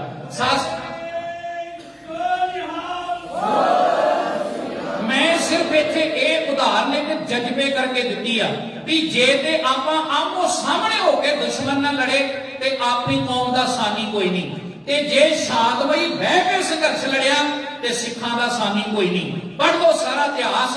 ਆ ਕੱਲ ਨੂੰ ਪਰਸੋਂ ਨੂੰ ਆਪਾਂ ਸਾਕਾ ਨਨਕਾਣਾ ਸਾਹਿਬ ਮਨਾਉਣ ਜਾ ਰਹੇ ਹਾਂ। ਸਾਧ ਸੰਗਤ ਜੀ ਹੈਰਾਨ ਨਹੀਂ ਹੋਈਦਾ ਵੀ ਸਿੱਖਾਂ ਨੂੰ ਪਤਾ ਸੀ ਵੀ ਸਾਹਮਣੇ ਨਰੈਣੂ ਮਹੰਤ ਦੀ ਨੀਅਤ ਠੀਕ ਨਹੀਂ ਆ। ਉਹਦੇ ਪਾਲੇ ਗੁੰਡੇ ਬਦਮਾਸ਼ ਜਿਨ੍ਹਾਂ ਕੋਲ ਟੋਕੇ ਆ, ਜਿਨ੍ਹਾਂ ਕੋਲ ਟਕੂਏ ਆ, ਗੰਡਾਸੇ ਆ, ਛਵੀਆਂ ਵਾ, ਜਿਨ੍ਹਾਂ ਕੋਲ ਬੰਦੂਕਾਂ ਵਾ ਤੇ ਮਿੱਟੀ ਦੇ ਤੇਲ ਦੇ ਪੀਪੇ ਭਰ ਭਰ ਕੇ ਰੱਖੇ ਆ। ਪਰ ਸਾਡੇ ਬਜ਼ੁਰਗਾਂ ਨੇ ਇੱਕੋ ਗੱਲ ਕਹੀ ਸੀ ਵੀ ਯੁੱਧ ਵੀ ਆਪਾਂ ਲੜੇ ਆ, ਸਾਡੇ ਬਜ਼ੁਰਗਾਂ ਵੀ ਲੜੇ ਆ, ਪਰ ਅੱਜ ਆਹ ਲੜਾਈ ਆਪਾਂ ਸ਼ਾਂਤਮਈ ਰਹਿ ਕੇ ਲੜਨੀ ਆ। ਤੇ ਸ਼ਾਂਤਮਈ ਰਹਿ ਕੇ ਇਹੋ ਜੀ ਜੰਗ ਜਿੱਤੀ ਅੰਗਰੇਜ਼ਾਂ ਨੂੰ ਮਜਬੂਰਨ ਸਾਧ ਸੰਗਤ ਜੀ ਜਿਹੜੀਆਂ ਚਾਬੀਆਂ ਸੀ ਨਨਕਾਣਾ ਸਾਹਿਬ ਦੀਆਂ ਸਾਡੀ ਕੌਮ ਨੂੰ ਸੌਂਪੜੀਆਂ ਪਈਆਂ। ਫਿਰ ਆ ਪੰਜਾ ਸਾਹਿਬ ਦੇ ਸਾਕੇ ਦੀ ਗੱਲ ਕਰ ਲਓ, ਇਹ ਵੀ ਤੇ ਆਪਾਂ ਸ਼ਾਂਤਮਈ ਲੜਿਆ ਨਾ ਵੀ ਸਾਡੇ ਬਜ਼ੁਰਗ ਪਰੜੀ ਤੇ ਬਹਿ ਗਏ ਤੇ ਪਿੱਛੋਂ ਟ੍ਰੇਨ ਆਉਂਦੀ ਆ ਤੇ ਸਾਡੀ ਕੌਮ ਨੂੰ ਪਤਾ ਸੀ ਕਿਉਂਕਿ ਆਪਣੀ ਤੇ ਉਹ ਮਾਰਸ਼ਲ ਕੌਮ ਆ ਵੀ ਅਸੀਂ ਕਿਸੇ ਬਗਾਨੇ ਦੀਆਂ ਅੱਖਾਂ 'ਚ ਵੀ ਹੰਝੂ ਨਹੀਂ ਵੇਖ ਸਕਦੇ। ਉਹ ਤੇ ਸਾਡੇ ਭਰਾ ਸੀ ਜਿਨ੍ਹਾਂ ਨੂੰ ਅੰਗਰੇਜ਼ ਗੱਡੀ ਦੇ ਵਿੱਚ ਬਿਠਾ ਕੇ ਇੱਕ ਜੇਲ੍ਹ ਤੋਂ ਦੂਜੀ ਜੇਲ੍ਹ 'ਚ ਸ਼ਿਫਟ ਕਰਨ ਲਈ ਲੈ ਕੇ ਜਾ ਰਹੇ ਸਨ। ਭਾਈ ਕਰਮ ਸਿੰਘ, ਪ੍ਰਤਾਪ ਸਿੰਘ ਤੇ ਨਾਲ ਸਿੰਘਾਂ ਨੇ ਅਰਦਾਸ ਕੀਤੀ ਤੇ ਰੇਲ ਦੀ ਪਰੜੀ ਤੇ ਬਹਿ ਗਏ ਤੇ ਕਿਹਾ ਮਹਾਰਾਜ ਸ਼ਾਂਤਮਈ ਬੈਠੇ ਆ, ਸਤਿਨਾਮ ਵਾਹਿਗੁਰੂ ਕਰਦੇ ਆ। ਸਾਧ ਸੰਗਤ ਉਹਨਾਂ ਕਿਹਾ ਵੀ ਜਾਂ ਤੇ ਗੱਡੀ ਰੁਕੂਗੀ ਤੇ ਜਾਂ ਫਿਰ ਅਸੀਂ ਸ਼ਹੀਦੀਆਂ ਦੇਵਾਂਗੇ, ਅਸੀਂ ਸਿੱਖਾਂ ਨੂੰ ਭੁੱਖੇ ਨਹੀਂ ਜਾਣ ਦੇਣਾ। ਇਤਿਹਾਸ ਤੁਸੀਂ ਮੇਰੇ ਤੋਂ ਵੱਧ ਜਾਣਦੇ ਹੋਵੋਗੇ, ਸੁਣਿਆ ਹੋਵੇਗਾ ਕਿ ਉਹਨਾਂ ਨੂੰ ਪਤਾ ਸੀ ਵੀ ਰੇਲ ਗੱਡੀ ਉੱਪਰ ਦੀ ਲੰਘੇਗੀ, ਸਾਡੇ ਕੀਚੜੇ ਕਰਕੇ ਉਡਾ ਕੇ ਰੱਖ ਦੇਵੇਗੀ। ਇਹਦੇ ਬਾਵਜੂਦ ਵੀ ਸਿੱਖ ਪਰੜੀ ਤੇ ਬਹਿ ਕੇ ਸਤਿਨਾਮ ਵਾਹਿਗੁਰੂ ਕਰਦੇ ਰਹੇ। ਤੇ ਖਾਲਸਾ ਜੀ ਮੈਂ ਬੇਨਤੀ ਕਰਾਂ ਕਿ ਜਦੋਂ ਟ੍ਰੇਨ ਉੱਪਰ ਦੀ ਲੰਘਦੀ ਹੈ ਤੇ ਇੱਥੋਂ ਤੱਕ ਇਤਿਹਾਸ ਕਹਿੰਦਾ ਹੈ ਕਿ ਬਹੁਤ ਸਾਰੇ ਸਿੰਘ ਸ਼ਹੀਦੀਆਂ ਪਾ ਗਏ ਤੇ ਬਹੁਤ ਸਾਰੇ ਸਿੰਘ ਜਿਹੜੇ ਫੱਟੜ ਹੋ ਗਏ। ਜਦੋਂ ਮਜਬੂਰੀ ਵਸ ਅੰਗਰੇਜ਼ ਡਰਾਈਵਰ ਨੂੰ ਉਹ ਗੱਡੀ ਰੋਕਣੀ ਪਈ ਨਾ ਤੇ ਸਾਧ ਸੰਗਤ ਉਹ ਗੱਡੀ ਰੁਕ ਗਈ ਤੇ ਜਿਹੜੇ ਜਲ ਪਾਣੀ ਛਕਾਉਣ ਵਾਲੇ ਸਿੰਘ ਸੀ ਨਾ ਸੜਕ ਤੇ ਖਲੋਤੇ ਦਾਲ ਲੈ ਕੇ ਪ੍ਰਸ਼ਾਦੇ ਲੈ ਕੇ ਤੇ ਉਹ ਸਾਧ ਸੰਗਤ ਕੀ ਕਰਨ ਲੱਗੇ। ਇਤਿਹਾਸ ਕਹਿੰਦਾ ਹੈ ਵੀ ਦਵਾ ਦਵ ਦਾਲ ਦੀਆਂ ਬਾਲਟੀਆਂ ਰੱਖ ਕੇ ਤੇ ਜ਼ਖਮੀਆਂ ਨੂੰ ਸਾਂਭਣ ਲੱਗੇ। ਜਦੋਂ ਜ਼ਖਮੀਆਂ ਨੂੰ ਸਾਂਭਣ ਲੱਗੇ ਨਾ ਤੇ ਉਹਨਾਂ ਜ਼ਖਮੀਆਂ ਚੋਂ ਇੱਕ ਆਵਾਜ਼ ਆਉਂਦੀ ਹੈ ਤੇ ਉਹ ਗੁਰੂ ਦਾ ਲਾਲ ਆਵਾਜ਼ ਦੇ ਕੇ ਕਹਿੰਦਾ ਉਹ ਸਿੰਘੋ ਇਹ ਕੀ ਭਾਣਾ ਵਰਤਾਉਣ ਲੱਗੇ ਹੋ, ਤੁਸੀਂ ਸਾਨੂੰ ਬਾਅਦ ਵਿੱਚ ਸਾਂਭ ਲਿਓ, ਪਹਿਲਾਂ ਕੀਤੀ ਅਰਦਾਸ ਪੂਰੀ ਕਰੋ ਵੀ ਰੇਲ ਗੱਡੀ 'ਚ ਵੜ ਕੇ ਤੁਸੀਂ ਭੁੱਖੇ ਸਿੱਖਾਂ ਨੂੰ ਲੰਗਰ ਛਕਾ ਦਿਓ। ਮਤਲਬ ਇਹ ਸਪਿਰਿਟ ਦੀ ਗੱਲ ਹੈ। ਮੈਂ ਤਾਂ ਬੇਨਤੀ ਕਰ ਰਿਹਾ ਕਿ ਜੇ ਸ਼ਾਂਤਮਈ ਸੰਘਰਸ਼ ਲੜੇ ਤਾਂ ਵੀ ਆਪਣੀ ਕੌਮ ਦਾ ਕੋਈ ਸਾਨੀ ਨਹੀਂ ਤੇ ਜੇ ਯੁੱਧ ਦੇ ਮੈਦਾਨ ਵਿੱਚ ਸਿੱਖ ਆਏ ਤਾਂ ਵੀ ਆਪਣੀ ਕੌਮ ਦਾ ਕੋਈ ਸਾਨੀ ਨਹੀਂ। ਤੇ ਜੇ ਗੱਲ ਕਰੀਏ ਇਸ ਕਿਸਾਨੀ ਸੰਘਰਸ਼ ਦੀ, ਭਾਰਤ ਦੀ ਸਰਕਾਰ ਨੇ, ਮੋਦੀ ਹਕੂਮਤ ਨੇ 3 ਕਾਲੇ ਕਾਨੂੰਨ ਲਿਆਂਦੇ ਸਾਧ ਸੰਗਤ ਜੀ। ਔਰ ਜਦੋਂ ਸਾਡੀ ਕੌਮ ਨੂੰ, ਸਾਡੀ ਕੌਮ ਦੇ ਕਿਸਾਨ ਆਗੂਆਂ ਨੂੰ ਪਤਾ ਲੱਗਾ ਵੀ ਇਹ ਜਿਹੜੇ ਕਾਨੂੰਨ ਨੇ ਸਾਡੇ ਕਿਸਾਨਾਂ ਦੇ ਹੱਕ ਵਿੱਚ ਨਹੀਂ, ਅਸੀਂ ਆਪਣੀਆਂ ਜ਼ਮੀਨਾਂ ਜਾਇਦਾਦਾਂ ਖੁਆ ਬੈਠਾਂਗੇ, ਉਹ ਜ਼ਮੀਨਾਂ ਜਾਇਦਾਦਾਂ ਜਿਹੜੀਆਂ ਸਾਨੂੰ ਬਾਬਾ ਬੰਦਾ ਸਿੰਘ ਬਹਾਦਰ ਨੇ ਦੇ ਕੇ ਤੇ ਇਹਨਾਂ ਜ਼ਮੀਨਾਂ ਦੇ ਵਾਰਸ ਬਣਾਇਆ। ਤੇ ਸਾਧ ਸੰਗਤ ਫਿਰ ਕੌਮ ਨੇ ਫੈਸਲਾ ਕਰ ਲਿਆ, ਕੌਮ ਦੀ ਲੀਡਰਸ਼ਿਪ ਨੇ ਫੈਸਲਾ ਕਰ ਲਿਆ ਕਿ ਇਹ ਜਿਹੜਾ ਸੰਘਰਸ਼ ਹੈ ਇਹ ਆਪਾਂ ਲੜਾਂਗੇ। ਤੇ ਲੜਨਾ ਕਿਵੇਂ ਆ? ਸਾਡੀਆਂ ਅੱਖਾਂ ਦੇ ਸਾਹਮਣੇ ਫਿਰ ਉਹੀ ਇਤਿਹਾਸ ਆਇਆ, ਕਿਤੇ ਨਨਕਾਣਾ ਸਾਹਿਬ ਦਾ ਸਾਕਾ, ਕਿਤੇ ਗੁਰੂ ਕੇ ਬਾਗ ਦਾ ਮੋਰਚਾ, ਕਿਤੇ ਜੈਤੋ ਦਾ ਮੋਰਚਾ ਤੇ ਕਿਤੇ ਸਤਿਕਾਰਯੋਗ ਸਾਧ ਸੰਗਤ ਪੰਜਾ ਸਾਹਿਬ ਦਾ ਸਾਕਾ। ਇਹ ਇਤਿਹਾਸ ਜਿਹੜਾ ਹੁੰਦਾ ਨਾ, ਇਹ ਕੌਮਾਂ ਦਰਾਉਂਦੀਆਂ ਰਹਿੰਦੀਆਂ, ਦਰਾਉਂਦੀਆਂ। ਮੈਂ ਬੇਨਤੀ ਕਰਾਂ ਵੀ ਜੈਤੋ ਦਾ ਮੋਰਚਾ ਪੌਣੇ 2 ਸਾਲ ਚੱਲਿਆ ਸੀ ਤੇ ਅੰਗਰੇਜ਼ ਲਿਖਦੇ ਆ, ਕਹਿੰਦੇ ਅਸੀਂ ਆਪਣੀਆਂ ਗੱਡੀਆਂ 'ਚ ਭਾ ਕੇ ਨਾ ਸਿੱਖਾਂ ਨੂੰ ਦੂਰ ਛੱਡ ਆਉਂਦੇ ਵੀ ਇਹ ਜੰਗਲਾਂ 'ਚ ਚਲੇ ਜਾਣ। ਕਹਿੰਦਾ ਗੱਡੀ ਬਾਅਦ 'ਚ ਵਾਪਸ ਆਉਂਦੀ ਤੇ ਸਿੱਖ ਚਕਾਰੇ ਲਾ ਲਾ ਕੇ ਪਹਿਲਾਂ ਜੈਤੋ ਦੀ ਧਰਤੀ ਤੇ ਪਹੁੰਚ ਜਾਇਆ ਕਰਦੇ ਸਨ। ਸੇਮ ਇਹੀ ਕੁਝ ਅੰਗਰੇਜ਼ਾਂ ਵਾਂਗ ਮੋਦੀ ਹਕੂਮਤ ਨੇ ਕੀਤਾ ਵੀ ਸਾਡੇ ਰਾਹਾਂ ਦੇ ਵਿੱਚ ਸਾਧ ਸੰਗਤ ਜੀ ਵੱਡੇ ਵੱਡੇ ਪੱਥਰ ਰੱਖ ਦਿੱਤੇ ਗਏ ਵੀ ਜਿਹੜੇ ਪੰਜਾਬ ਦੇ ਕਿਸਾਨ ਨੇ ਨਾ, ਇਹ ਜਦੋਂ ਦਿੱਲੀ ਵੱਲ ਨੂੰ ਜਾਣਗੇ ਤੇ ਰਸਤੇ 'ਚ ਹਰਿਆਣੇ ਨੂੰ ਸਾਧ ਸੰਗਤ ਜੀ ਕ੍ਰਾਸ ਕਰਨਗੇ। ਜਦੋਂ ਹਰਿਆਣਾ ਕ੍ਰਾਸ ਕਰਨਾ ਤੇ ਇਹਨਾਂ ਸੋਚਿਆ ਵੀ ਹਕੂਮਤ ਤੇ ਸਾਡੀ ਹੈ ਨਾ, ਉੱਥੇ ਇਹਨਾਂ ਵੱਡੇ ਵੱਡੇ ਸਾਧ ਸੰਗਤ ਪੱਥਰ ਰੱਖ ਦਿੱਤੇ ਵੀ ਜਿਹੜੇ ਪੱਥਰ ਜੀਸੀਬੀ ਦੇ ਨਾਲ ਟਿਕਾਏ ਗਏ, ਜੀਸੀਬੀ ਦੇ ਨਾਲ। ਯਾਦ ਰੱਖਣਾ ਸਾਧ ਸੰਗਤ, ਉਹ ਕਿਹੜਾ ਹੌਸਲਾ ਹੋਵੇਗਾ ਗੁਰੂ ਕੇ ਲਾਲਾਂ ਦਾ, ਉਹ ਕਿਸਾਨ ਭਰਾਵਾਂ ਦਾ ਕਿੱਡਾ ਜਜ਼ਬਾ ਹੋਵੇਗਾ ਵੀ ਜਿਹੜੇ ਪੱਥਰ ਹਰਿਆਣੇ ਦੀ ਸਰਕਾਰ ਜੀਸੀਬੀ ਨਾਲ ਰੱਖਦੀ ਹੈ, ਉਹ ਗੁਰੂ ਨਾਨਕ ਦੇ ਸਿੱਖਾਂ ਕਿਸਾਨਾਂ ਨੇ ਟਰੈਕਟਰਾਂ ਦੇ ਮਗਰ ਪਲਟਾ ਕੇ ਪਰੇ ਸੁੱਟ ਦਿੱਤੇ। ਔਰ ਸਾਧ ਸੰਗਤ ਇੱਥੇ ਹੀ ਬਸ ਨਹੀਂ, ਫਿਰ ਉਹਨਾਂ ਦੇ ਅੱਗੇ ਪਾਣੀ ਦੀਆਂ ਵਿਛਾੜਾਂ ਕੀਤੀਆਂ ਦੀਆਂ, ਪਾਣੀ ਦੀਆਂ ਵਿਛਾੜਾਂ। ਤੇ ਵੇਖੋ ਜਿੱਦਣ ਚਮਕੌਰ ਦੀ ਗੜੀ 'ਚ ਬਾਬਾ ਜੁਝਾਰ ਸਿੰਘ ਆਪੇ ਆ ਕੇ ਗੁਰੂ ਗੋਬਿੰਦ ਸਿੰਘ ਤੋਂ ਆਗਿਆ ਮੰਗਦਾ ਸੀ ਨਾ ਵੀ ਸੱਚੇ ਪਾਤਸ਼ਾਹ ਕਿਰਪਾ ਕਰੋ, ਆਗਿਆ ਦਿਓ, ਮੈਂ ਵੀ ਮੈਦਾਨੇ ਜੰਗ 'ਚ ਜੂਝ ਕੇ ਸ਼ਹੀਦੀ ਦਾ ਜਾਮ ਪ੍ਰਾਪਤ ਕਰਨਾ ਚਾਹੁੰਦਾ। ਤੇ ਉਦੋਂ ਗੁਰੂ ਗੋਬਿੰਦ ਸਿੰਘ ਏਡੇ ਖੁਸ਼ ਹੋਏ ਸੀ, ਉਹਨਾਂ ਇੱਕ ਗੱਲ ਕਹੀ ਸੀ, ਜੁਝਾਰ ਸਿਆਂ ਮੈਨੂੰ ਖੁਸ਼ੀ ਪਤਾ ਕਿਹੜੀ ਗੱਲ ਦੀ ਹੈ ਵੀ ਮੈਨੂੰ ਤੈਨੂੰ ਆਵਾਜ਼ ਮਾਰ ਕੇ ਨਹੀਂ ਬੁਲਾਉਣਾ ਪਿਆ। ਤੇ ਭਾਈ ਦਇਆ ਸਿੰਘ ਕਹਿੰਦਾ ਮਹਾਰਾਜ ਇਹਦੇ 'ਚ ਕਿਹੜੀ ਵੱਡੀ ਗੱਲ ਹੋਈ?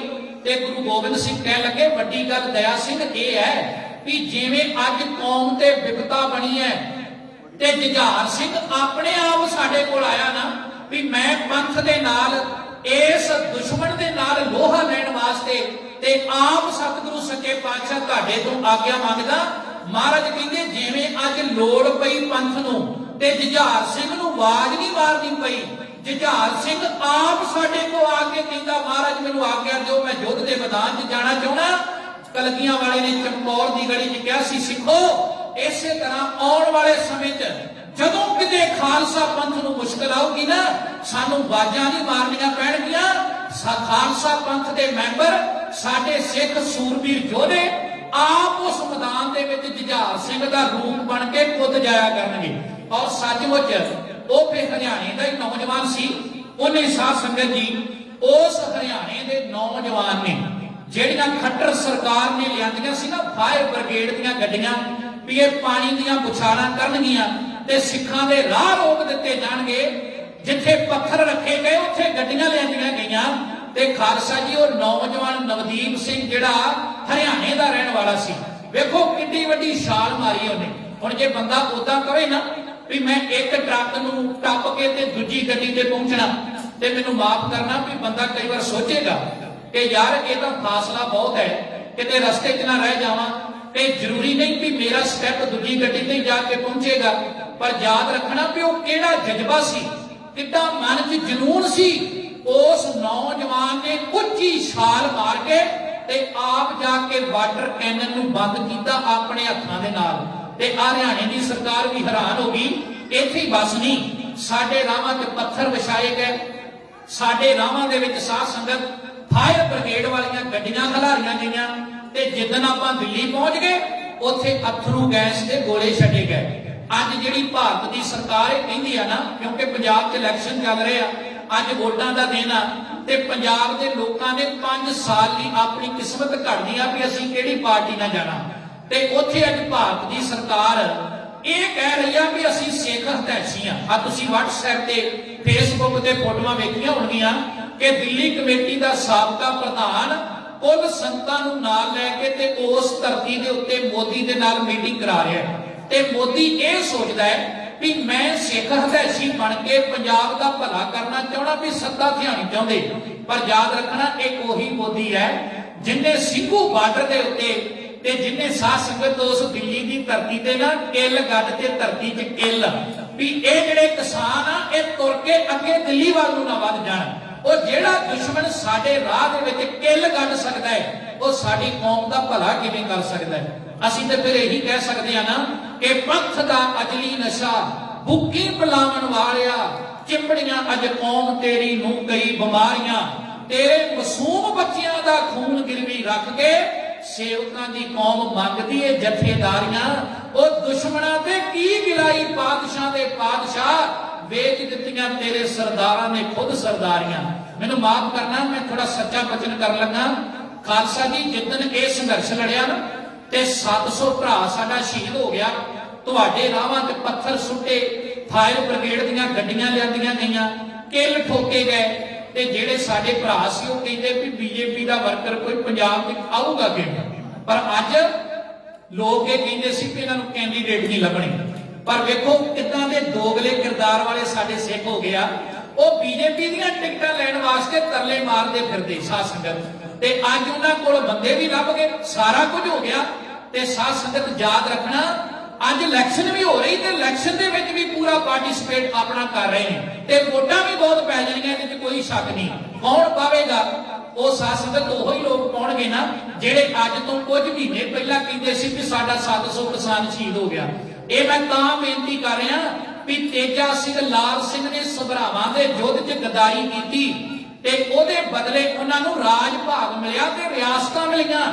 ਤੇ ਅੱਜ ਦਾ ਸਿੱਖ ਵੀ ਸਮਝਦਾ ਹੈ ਵੀ ਸ਼ਾਇਦ ਮੈਂ ਪੰਥ ਨਾਲ ਗਦਾਰੀ ਕਰਕੇ ਪਤਾ ਨਹੀਂ ਕੀ ਲੈ ਲੈਣਾ ਹੈ, ਪਰ ਇਹ ਕੱਲਾ ਨਾਂ ਨਹੀਂ ਸੀ ਸੈਂਟਰ ਦੀ ਸਰਕਾਰ ਦਾ ਜਿਹਨੇ 3 ਕਾਲੇ ਕਾਨੂੰਨ ਲਿਆਂਦੇ।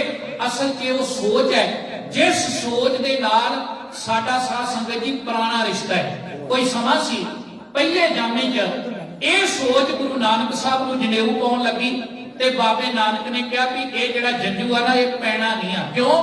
ਕਿਉਂਕਿ ਇਹ ਸੋਚ ਜ਼ਬਰਦਸਤੀ ਸਾਨੂੰ ਪਾ ਰਹੀ ਆ, ਸਾਨੂੰ ਨਿਗਲਣ ਦਾ ਯਤਨ ਕਰ ਰਹੀ ਹੈ। ਤੇ ਬਾਬੇ ਨੇ ਹਿੱਕ ਠੋਕ ਕੇ ਉਸ 9 ਸਾਲ ਦੀ ਉਮਰ ਵਿੱਚ ਕਿਹਾ ਸੀ, ਮਹਾਰਾਜ ਨੇ ਕਿਹਾ ਦਇਆ ਕਪਾ ਸੰਤੋਖ ਸੂਦ ਜਤ ਗੰਢੀ ਸਤ ਵੱਟ, ਇਹ ਜਨੇਊ ਜੀ ਕਾ ਹੈ ਤਾਂ ਪਾਂਡੇ ਘੱਤ, ਨਾ ਇਹ ਟੁੱਟੇ ਨਾ ਮਨ ਲੱਗੇ ਨਾ ਇਹ ਜਲੇ ਨਾ ਜਾਏ, ਧਨ ਸੋ ਮਾਨਸ ਨਾਨਕਾ ਜੋ ਗਲ ਚੱਲੇ ਪਾਏ। ਤੇ ਜਿੱਦਨ 9ਵੇਂ ਜਾਮੇ 'ਚ ਇਹੋ ਹੀ ਹਿੰਦੂਤਵੀ ਸੋਚ ਉਹ ਸਾਧ ਸੰਗਤ ਜੀ ਜ਼ਬਰਦਸਤੀ ਜੰਜੂ ਲਾ ਰਹੇ ਸਨ ਨਾ, ਤੇ ਸਾਡਾ ਉਸ ਜਨੇਊ ਨਾਲ ਕੋਈ ਵਾਸਤਾ ਨਹੀਂ ਸੀ। ਆਪਣਾ ਕਿਹੜਾ ਧਾਰਮਿਕ ਚਿੰਨ੍ਹ ਸੀ? ਨਾ ਆਪਣਾ ਟੋਪੀ ਧਾਰਮਿਕ ਚਿੰਨ੍ਹ, ਨਾ ਤਿਲਕ ਸਾਡਾ ਧਾਰਮਿਕ ਚਿੰਨ੍ਹ, ਨਾ ਜਨੇਊ ਸਾਡਾ ਧਾਰਮਿਕ ਚਿੰਨ੍ਹ। ਪਰ ਜਿਨ੍ਹਾਂ ਦਾ ਚਿੰਨ੍ਹ ਸੀ ਖਤਰਾ ਉਹਨਾਂ ਨੂੰ ਸੀ। ਤੇ ਗੁਰੂ ਤੇਗ ਬਹਾਦਰ ਸਾਹਿਬ ਨੇ ਇੱਕੋ ਗੱਲ ਕਹੀ ਸੀ, ਬਾਹ ਜਿਨ੍ਹਾਂ ਦੀ ਪਕੜੀਏ ਸਿਰ ਦੀਜੇ ਬਾਹ ਨਾ ਛੋਟੀਏ। ਤੇਗ ਬਹਾਦਰ ਬੋਲਿਆ ਧਰ ਪਈਏ ਧਰਮ ਨਾ ਛੋੜੀਏ। ਤੇ ਮਹਾਰਾਜ ਉਸ ਤਿਲਕ ਤੇ ਜੰਜੂ ਦੀ ਖਾਤਰ ਸ਼ਹਾਦਤ ਦਾ ਜਾਮ ਪ੍ਰਾਪਤ ਕਰ ਜਾਂਦੇ ਆ। ਤੇ ਜੇ ਕੋਈ ਇਤਿਹਾਸ ਪੜ੍ਹੇ ਨਾ ਉਹ ਕਹੇਗਾ ਵੀ ਇਹ ਗੁਰੂ ਸਾਹਿਬ ਦੇ ਚਿੰਨ੍ਹ ਨਹੀਂ ਸੀ, ਪਰ ਅਸਲ 'ਚ ਸ਼ਹੀਦੀ ਦੇਣ ਦਾ ਕਾਰਨ ਪਤਾ ਕੀ ਸੀ? ਸਤਿਗੁਰੂ ਗੁਰੂ ਤੇਗ ਬਹਾਦਰ ਸਾਹਿਬ ਇਹ ਕਹਿੰਦੇ ਨੇ ਕਿ ਪਹਿਲੇ ਜਾਮੇ 'ਚ ਇੱਕ ਕੱਟੜਵਾਦੀ ਸੋਚ ਜਨੇਊ ਪਾਉਣਾ ਚਾਹੁੰਦੀ ਹੈ, ਅਸੀਂ ਤਾਂ ਵੀ ਪ੍ਰਵਾਨ ਨਹੀਂ ਕੀਤਾ। ਤੇ 9ਵੇਂ ਜਾਮੇ 'ਚ ਕੋਈ ਕੱਟੜਤਾ ਵਾਲੀ ਸੋਚ ਇਹ ਜਨੇਊ ਜ਼ਬਰਦਸਤੀ ਲਾਉਣਾ ਚਾਹੁੰਦੀ ਹੈ। ਤੇ ਮਹਾਰਾਜ ਨੇ ਕਿਹਾ ਅਸੀਂ ਤਾਂ ਵੀ ਸਵੀਕਾਰ ਨਹੀਂ ਕਰਾਂਗੇ, ਕਿਉਂਕਿ ਸਾਡਾ ਜਿਹੜਾ ਧਰਮ ਹੈ ਨਾ ਇਹ ਜ਼ਬਰ ਤੇ ਜ਼ੁਲਮ ਦੇ ਖਿਲਾਫ ਹੈ। ਤੇ ਜ਼ਬਰ ਜ਼ੁਲਮ ਕਿਸੇ ਵੀ ਕੌਮ ਤੇ ਹੁੰਦਾ ਹੋਵੇ, ਸਾਡੀ ਆਪਣੀ ਤੇ ਬਾਅਦ ਦੀ ਗੱਲ ਆ। ਇਹ ਭਾਵੇਂ ਕਿ ਜ਼ਿਆਦਾਤਰ ਜਿਹੜੇ ਕਿਸਾਨ ਆ ਨਾ ਉਹ ਸਾਧ ਸੰਗਤ ਸਿੱਖ ਆ, ਭਾਵੇਂ ਕਿ ਕਾਨੂੰਨ ਸਾਰੇ ਭਾਰਤ ਲਈ ਬਣੇ ਸਨ ਵੀ ਰਾਜਸਥਾਨ 'ਚ ਵੀ ਇਹੋ ਕਾਨੂੰਨ ਚੱਲਣਾ ਸੀ, ਮਹਾਰਾਸ਼ਟਰ 'ਚ ਵੀ ਇਹੋ ਕਾਨੂੰਨ ਚੱਲਣਾ ਤੇ ਯੂਪੀ 'ਚ ਵੀ ਇਹੋ ਕਾਨੂੰਨ ਚੱਲਣਾ ਸੀ। ਪਰ ਫਖਰ ਕਰੋ ਆਪਣੀ ਕੌਮ ਦੇ ਕਿਸਾਨਾਂ ਤੇ, ਕਿਸਾਨਾਂ ਦੀ ਲੀਡਰਸ਼ਿਪ ਤੇ, ਆਪਣੇ ਪੰਥ ਤੇ। ਇਹ ਸਭ ਤੋਂ ਪਹਿਲਾਂ ਜੇ ਅਵੇਅਰਨੈਸ ਆਈ ਉਹ ਸਿੱਖਾਂ ਅੰਦਰ ਆਈ। ਸਭ ਤੋਂ ਪਹਿਲਾਂ ਮੋਰਚਾ ਲਾਉਣ ਦੀ ਗੱਲ ਕੀਤੀ ਸਿੱਖਾਂ ਨੇ ਕੀਤੀ। ਤੇ ਜਦੋਂ ਲਗਾਤਾਰ 13 ਮਹੀਨੇ ਲਗਾਤਾਰ ਬਹੁਤ ਜ਼ਿਆਦਾ ਜ਼ੁਲਮ ਤੇ ਤਸ਼ੱਦਦ ਕਰਕੇ ਵੀ ਵੇਖ ਲਿਆ ਵੀ ਕਿੱਲ ਗੱਡ ਕੇ ਵੇਖ ਲੈ, ਸਾਧ ਸੰਗਤ ਜੀ ਅਥਰੂ ਗੈਸ ਤੇ ਗੋਲੇ ਸੁੱਟ ਕੇ ਵੇਖ ਲੈ। ਤੇ ਉਹਨਾਂ ਵੇਖਿਆ ਵੀ ਇਹ ਕੌਮ ਕਿਸੇ ਵੀ ਤਰੀਕੇ ਨਾਲ ਇਹਨੂੰ ਜਿੱਤਿਆ ਨਹੀਂ ਜਾ ਸਕਦਾ, ਕਿਉਂਕਿ ਸਰਕਾਰ ਨੇ ਵੀ ਤੇ ਸਾਡਾ ਇਤਿਹਾਸ ਪੜ੍ਹਿਆ ਨਾ ਵੀ ਜੇ ਯੁੱਧ ਦੇ ਮੈਦਾਨ 'ਚ ਯੁੱਧ ਲੜਦੇ ਤਾਂ ਵੀ ਸਾਨੀ ਨਹੀਂ, ਤੇ ਜੇ ਇੱਕ ਥਾਂ ਤੇ ਦੁਹੱਈਆ ਕਰਕੇ ਬਹਿ ਜਾਂਦੇ ਤੇ ਤਾਂ ਵੀ ਇਸ ਕੌਮ ਦਾ ਕੋਈ ਸਾਨੀ ਨਹੀਂ। ਇਸ ਕਰਕੇ ਫਿਰ ਭਾਰਤ ਦੇ ਪ੍ਰਧਾਨ ਮੰਤਰੀ ਨੇ ਕੋਈ ਵੀ ਚਾਰਾ ਨਾ ਚੱਲਦਾ ਵੇਖ ਕੇ, ਯਾਦ ਰੱਖਣਾ ਖਾਲਸਾ ਜੀ, ਜੇ ਪੰਥ ਦੇ ਵਿੱਚ ਏਕਤਾ ਹੋਵੇ ਨਾ, ਏਕਤਾ, ਤੇ ਦੁਸ਼ਮਣ ਸਾਡਾ ਕੁਝ ਨਹੀਂ ਵਿਗਾੜ ਸਕਦਾ।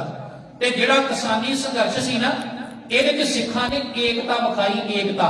ਜਿੰਨੀਆਂ ਜਥੇਬੰਦੀਆਂ ਨੇ ਆਪਣੀ ਕੌਮ ਦੀਆਂ, ਮੈਂ ਕਿਹਦਾ ਨਾਂ ਲਵਾਂ, ਭਾਵੇਂ ਕੋਈ ਟਕਸਾਲ ਨਾਲ ਸੰਬੰਧਿਤ ਸੀ, ਭਾਵੇਂ ਕੋਈ ਨਾਨਕਸਰ ਸੰਪਰਦਾ ਸੀ, ਭਾਵੇਂ ਕੋਈ ਮਿਸ਼ਨਰੀ ਸੰਸਥਾ ਸੀ, ਤੇ ਭਾਵੇਂ ਦਿੱਲੀ ਕਮੇਟੀ ਜਾਂ ਸ਼੍ਰੋਮਣੀ ਗੁਰਦੁਆਰਾ ਪ੍ਰਬੰਧਕ ਕਮੇਟੀ ਸੀ, ਭਾਵੇਂ ਖਾਲਸਾ ਏਡ ਵਰਗੀਆਂ ਸੰਸਥਾਵਾਂ ਸਨ, ਤੇ ਭਾਵੇਂ ਸਾਧ ਸੰਗਤ ਜੀ ਕਾਰ ਸੇਵਾ ਵਾਲੇ ਮਹਾਂਪੁਰਸ਼ ਸਨ।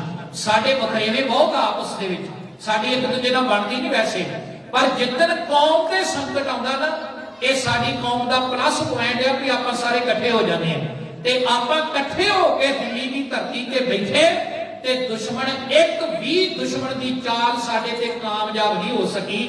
ਇਹਦਾ ਮਤਲਬ ਕਿ ਏਕਤਾ ਦੇ ਵਿੱਚ ਸੱਚਮੁੱਚ ਬਲ ਆ, ਇਕਾਗਰਤਾ। ਜੇ ਏਕਤਾ ਬਣਾ ਕੇ ਰੱਖੀਏ ਨਾ ਕੌਮ ਦੇ ਅੰਦਰ, ਤੇ ਸਾਧ ਸੰਗਤ ਯਾਦ ਰੱਖਣਾ, ਉੱਥੇ ਤੋਪਾਂ ਦੇ ਮੂੰਹ ਵੀ ਮੁੜ ਜਾਂਦੇ ਆ। ਜਿਵੇਂ ਸ਼ਾਮ ਸਿੰਘ ਟਾਰੀ ਵਾਲਾ ਹਾਰ ਕੇ ਵੀ ਜਿੱਤ ਜਾਂਦਾ ਹੈ, ਤੇ ਖਾਲਸਾ ਜੀ ਸੇਮ ਇਸੇ ਤਰੀਕੇ ਨਾਲ ਉੱਥੇ ਵੀ ਏਕਤਾ ਨਾਲ ਲੜੇ, ਤੇ ਇੱਥੇ ਵੀ ਅਸੀਂ ਏਕਤਾ ਰੱਖ ਕੇ ਸੰਘਰਸ਼ ਕੀਤਾ। ਤੇ ਸਾਧ ਸੰਗਤ ਇੱਕ ਦਿਨ ਫਿਰ ਉਹ ਆਇਆ ਕਿ ਲਗਾਤਾਰ 13 ਮਹੀਨੇ ਬੀਤਣ ਤੋਂ ਬਾਅਦ ਭਾਰਤ ਦੇ ਪ੍ਰਧਾਨ ਮੰਤਰੀ ਨੇ ਵੇਖਿਆ ਵੀ ਇਸ ਕੌਮ ਨੂੰ ਹੁਣ ਝੁਕਾ ਨਹੀਂ ਸਕਦੇ, ਤੇ ਜੇ ਸਖਤੀ ਕਰਾਂਗੇ ਤੇ ਆਉਣ ਵਾਲੇ ਸਮੇਂ 'ਚ ਉਹਨਾਂ ਨੂੰ ਪਤਾ ਸੀ ਕਿ ਇਹਦੇ ਸਿੱਟੇ ਬਹੁਤ ਭਿਆਨਕ ਨਿਕਲਣਗੇ। ਮੈਂ ਟ੍ਰਿਬਿਊਨ ਦੇ ਇੱਕ ਆਰਟੀਕਲ ਪੜ੍ਹਿਆ ਸੀ ਵੀ ਐਵੇਂ ਕਾਨੂੰਨ ਵਾਪਸ ਨਹੀਂ ਹੋਏ। ਜਿਹੜੇ ਫੌਜ ਦੇ ਵਿੱਚ ਨੌਕਰੀ ਕਰਦੇ ਨਾ ਆਪਣੇ ਸਿੱਖ ਨੌਜਵਾਨ, ਉਹਨਾਂ ਸਿੱਖ ਨੌਜਵਾਨਾਂ ਦਾ ਭਾਰਤ ਦੀ ਸਰਕਾਰ ਨੇ ਇੱਕ ਸਰਵੇ ਕਰਾਇਆ, ਤੇ ਤੁਸੀਂ ਹੈਰਾਨ ਹੋਵੋਗੇ, ਮੈਂ ਆਪਣੇ ਕੋਲੋਂ ਨਹੀਂ ਕਹਿ ਰਿਹਾ, ਮੈਂ ਆਰਟੀਕਲ ਦੀ ਉਦਾਹਰਨ ਦੇ ਕੇ ਕਹਿ ਰਿਹਾ, ਤੁਸੀਂ ਹੈਰਾਨ ਹੋਵੋਗੇ 90% ਸਿੱਖ ਫੌਜੀਆਂ ਨੇ ਆਪਣੇ WhatsApp ਤੇ ਆਪਣੇ Facebook ਦੇ ਉੱਤੇ ਡੀਪੀ ਕਿਸਾਨਾਂ ਦੀ ਲਾਈ ਹੋਈ ਸੀ, ਕਿਸਾਨਾਂ ਦਾ ਲੋਗੋ ਲਾਇਆ ਹੋਇਆ ਸੀ। ਤੇ ਮੋਦੀ ਨੂੰ ਇਹ ਗੱਲ ਪਤਾ ਲੱਗ ਗਈ, ਇੱਕ ਬੰਨੇ ਚੀਨ ਨੱਪੀ ਆਉਂਦਾ ਤੇ ਇੱਕ ਬੰਨੇ ਅਫਗਾਨਿਸਤਾਨ 'ਚ ਯੁੱਧ ਛਿੜਿਆ, ਤੇ ਇੱਧਰ ਪਾਕਿਸਤਾਨ ਨਾਲ ਅਸੀਂ ਸਰਹੱਦ ਲੱਗਦੀ ਆ, ਤੇ ਭਾਰਤੀ ਫੌਜ ਦੇ ਵਿੱਚ ਜੇ ਸਿੱਖਾਂ ਨੂੰ ਪਾਸੇ ਕਰ ਦਈਏ ਤੇ ਕੌਮ ਦੇ ਪੱਲੇ ਕੱਖ ਨਹੀਂ ਬਚਦਾ। ਉਹਨੂੰ ਪਤਾ ਇਸ ਗੱਲ ਦਾ, ਇਸ ਕਰਕੇ ਫਿਰ ਉਹਨੇ ਆਲਾ ਦੁਆਲਾ ਵੇਖ ਕੇ ਪਹਿਲਾਂ ਜ਼ੋਰ ਅਜਮਾਇਆ, ਉਹਦੇ ਤੋਂ ਬਾਅਦ ਸਰਵੇ ਕਰਾਇਆ, ਤੇ ਫਿਰ ਉਹਨੇ ਵੇਖਿਆ ਵੀ ਇਹ ਕਾਨੂੰਨ ਮੈਨੂੰ ਵਾਪਸ ਲੈਣੇ ਹੀ ਪੈਣੇ ਆ, ਤੇ ਮੈਂ ਆਪਣੇ ਮਿਸ਼ਨ ਤੇ ਕਾਮਯਾਬ ਨਹੀਂ ਹੋ ਸਕਦਾ। ਫਿਰ ਵੇਖੋ ਦੀ ਸੋਚ ਸਾਧ ਸੰਗਤ ਜੀ, ਉਹਨੇ ਕ੍ਰੈਡਿਟ ਨਹੀਂ ਦਿੱਤਾ ਕਿਸੇ ਨੂੰ, ਉਹਨੇ ਸਿੱਧਾ ਗੁਰੂ ਨਾਨਕ ਸਾਹਿਬ ਮਹਾਰਾਜ ਦੇ ਗੁਰਪੁਰਬ ਵਾਲੇ ਦਿਨ ਹੱਥ ਜੋੜ ਕੇ ਤੇ ਨਾਲੇ ਕੌਮ ਤੋਂ ਮਾਫੀ ਮੰਗ ਲਈ, ਤੇ ਨਾਲੇ ਇਹ ਗੱਲ ਕਹੀ ਕਿ ਭਾਰਤ ਦੀ ਸਰਕਾਰ ਇਹ ਕਾਲੇ ਕਾਨੂੰਨ ਵਾਪਸ ਲੈਂਦੀ ਹੈ। ਮਤਲਬ ਕਿਸੇ ਲੀਡਰ ਨੂੰ ਕ੍ਰੈਡਿਟ ਨਹੀਂ ਲੈਣ ਦਿੱਤਾ, ਇਹ ਵੀ ਚੰਗੀ ਗੱਲ ਹੈ, ਨਹੀਂ ਤੇ ਕਈ ਬੰਦੇ ਕ੍ਰੈਡਿਟ ਲੈਣ ਨੂੰ ਫਿਰਦੇ ਸੀ ਡੋਗਰੇ ਬਣ ਕੇ। ਸਾਧ ਸੰਗਤ ਜੀ, ਮੈਂ ਇਹ ਵੀ ਬੇਨਤੀ ਕਰਦਾ ਜਾਵਾਂ ਵੀ ਉਹਨੇ ਮਾਫੀ ਮੰਗ ਲਈ, ਇਹ 'ਚ ਕੋਈ ਸ਼ੱਕ ਨਹੀਂ, ਪਰ ਜਿਹੜੀ ਆਪਣੀ ਕੌਮ ਇਹ ਵੀ ਬੜੀ ਫਰਾਕ ਦੇ ਲਾ, ਇੱਥੇ ਸੱਚਮੁੱਚ ਜੇ ਕੋਈ ਸਰੈਂਡਰ ਕਰ ਦਿੰਦਾ ਨਾ, ਮਾਫੀ ਮੰਗ ਦਿੰਦਾ, ਇਹ ਕੌਮ ਉਹਨੂੰ ਬਿਲਕੁਲ ਉਦੋਂ ਹੀ ਭੁਲਾ ਦਿੰਦੀ ਹੈ। ਅੱਜ ਭਾਵੇਂ ਆਪਾਂ ਉਹਨੂੰ ਸਮਰਪਿਤ ਆਪਣਾ ਪ੍ਰੋਗਰਾਮ ਰੱਖਿਆ ਵੀ ਕਿਸਾਨੀ ਸੰਘਰਸ਼ 'ਚ ਜਿਹੜੀ ਸਫਲਤਾ ਮਿਲੀ ਹੈ, ਉਹ ਜਿਹੜਾ 700 ਕਿਸਾਨ ਸ਼ਹੀਦ ਹੋਇਆ, ਉਹਨੂੰ ਸ਼ਰਧਾਂਜਲੀ ਦੇਣ ਲਈ ਅੱਜ ਪ੍ਰਬੰਧਕ ਵੀਰਾਂ ਨੇ ਸਮਾਗਮ ਰੱਖਿਆ ਹੈ, ਯਾਦ ਰੱਖਣਾ। ਪਰ ਮੈਂ ਇਹ ਵੀ ਬੇਨਤੀ ਕਰਦਿਆਂ ਵੀ ਜਿੱਦਣ ਉਹਨੇ ਮਾਫੀ ਮੰਗ ਲਈ, ਕੌਮ ਨੇ ਵੇਖਿਆ ਵੀ ਹੁਣ ਤੇ ਬੰਦਾ ਹੀ ਝੁਕ ਗਿਆ, ਹੁਣ ਸਾਡੀ ਇਹਦੇ ਨਾਲ ਕਾਹਦੀ ਟੱਕਰ। ਇਸ ਕਰਕੇ ਮੈਂ ਤਾਂ ਬੇਨਤੀ ਕਰ ਰਿਹਾ ਵੀ ਸਾਡੀ ਏਕਤਾ ਕਰਕੇ ਤੇ ਸਾਡੇ ਜਜ਼ਬੇ ਤੇ ਸਾਡੇ ਜਨੂਨ ਕਰਕੇ ਸਮੇਂ ਦੀਆਂ ਸਰਕਾਰਾਂ ਪਹਿਲਾਂ ਵੀ ਝੁਕਦੀਆਂ ਰਹੀਆਂ। ਜੇ ਮੁਗਲਾਂ ਦਾ ਇਤਿਹਾਸ ਪੜ੍ਹ ਲਓ ਨਾ, ਉਹ ਵੀ ਤੁਹਾਡੀ ਬਹਾਦਰੀ ਦੇ ਅੱਗੇ ਝੁਕ ਗਏ ਸੀ। ਅੱਜ ਜਦੋਂ ਆਪਾਂ ਨੂੰ ਪੇਸ਼ਕਸ਼ ਕੀਤੀ ਨਾ ਨਵਾਬੀ ਦੀ, ਜਦੋਂ ਨਵਾਬ ਕਪੂਰ ਸਿੰਘ ਦੇ ਸਿਰ ਤੇ ਉਹ ਦਸਤਾਰ ਰੱਖੀ ਸੀ ਨਵਾਬੀ ਦੀ ਪੱਗ, ਤੇ ਖਾਲਸਾ ਜੀ ਯਾਦ ਰੱਖਣਾ, ਉਦੋਂ ਵੀ ਸਰਕਾਰ ਨੂੰ ਇਹ ਪਤਾ ਲੱਗ ਗਿਆ ਸੀ ਵੀ ਅਸੀਂ ਇਹਨਾਂ ਦੇ ਸਿਰਾਂ ਦੇ ਮੁੱਲ ਪਾ ਕੇ ਵੇਖ ਲੈ, ਅਸੀਂ ਇਹ ਜਿਹੜੇ ਸਿੱਖ ਆ ਇਹਨਾਂ ਦੇ ਘਰਾਂ ਨੂੰ ਅੱਗ ਲਾ ਕੇ ਵੇਖ ਲਈ, ਇਹਨਾਂ ਦੇ ਜਿਹੜੇ ਬੱਚੇ ਛੋਟੇ ਛੋਟੇ ਉਹ ਕੱਟ ਕੇ ਵੱਢ ਕੇ ਤੇ ਮਾਵਾਂ ਦੇ ਗਲ 'ਚ ਹਾਰ ਪਾ ਕੇ ਵੇਖ ਲੈ। ਫਿਰ ਅਖੀਰੀ ਉਹਨਾਂ ਨੇ ਸਮਝੌਤਾ ਕੀਤਾ ਵੀ ਸਿੱਖਾਂ ਨੂੰ ਨਵਾਬੀ ਦੇ ਦਿਓ, ਤੇ ਜਿੱਦਣ ਨਵਾਬੀ ਦੇਣ ਲੱਗੇ ਆਪਣੀ ਕੌਮ, ਕਿਉਂਕਿ ਸਿੰਘ ਮਾਰ ਦੇ ਠੋਕਰ ਤਖਤਾਂ ਤਾਜਾਂ ਨੂੰ ਆਪਾਂ ਪੜ੍ਹਦੇ ਹਾਂ ਆਪਣੇ ਪੁਰਾਣੇ ਗ੍ਰੰਥਾਂ 'ਚ, ਸੱਚਮੁੱਚ ਫਿਰ ਜਿੱਦਣ ਉੱਥੇ ਇਹ ਗੱਲ ਆਈ ਨਾ ਵੀ ਨਵਾਬੀ ਲੈਣੀ ਆ ਤੇ ਸਿੱਖ ਆਪਸ ਵਿੱਚ ਲੜ ਪਏ, ਉਹ ਕਹਿੰਦਾ ਤੂੰ ਲੈ ਲਾ, ਉਹ ਕਹਿੰਦਾ ਤੂੰ ਲੈ ਲਾ। ਅਖੀਰੀ ਪੰਥ ਨੇ ਫੈਸਲਾ ਕੀਤਾ ਵੀ ਇਹ ਨਵਾਬੀ ਕਪੂਰ ਸਿੰਘ ਨੂੰ ਦੇਣੀ ਚਾਹੀਦੀ ਆ। ਤੇ ਕਪੂਰ ਸਿੰਘ ਕੌਣ ਸੀ? ਜਿਹੜਾ ਘੋੜਿਆਂ ਦੀ ਲਿੱਦ ਢਾਉਣ ਦੀ ਸੇਵਾ ਕਰਦਾ ਸੀ, ਘੋੜਿਆਂ ਨੂੰ ਘਾਹ ਪਾਉਣ ਦੀ ਸੇਵਾ ਕਰਦਾ ਸੀ।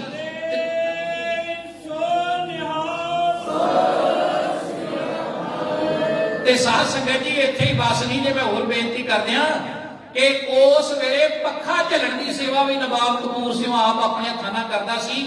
ਅੱਜ ਵਰਗਾ ਸਮਾਂ ਨਹੀਂ ਸੀ ਵੀ ਇਲੈਕਟ੍ਰੋਨਿਕ ਪੱਖੇ ਹੋਣ। ਸੰਗਤ ਨੇ ਗੁਰੂ ਦੀ ਬਾਣੀ ਸੁਣਨੀ, ਕਥਾ ਕੀਰਤਨ ਸੁਣਨਾ ਤੇ ਨਵਾਬ ਕਪੂਰ ਸਿੰਘ ਦੇ ਹੱਥ ਨਾਲ ਪੱਖਾ ਝੱਲਣਾ।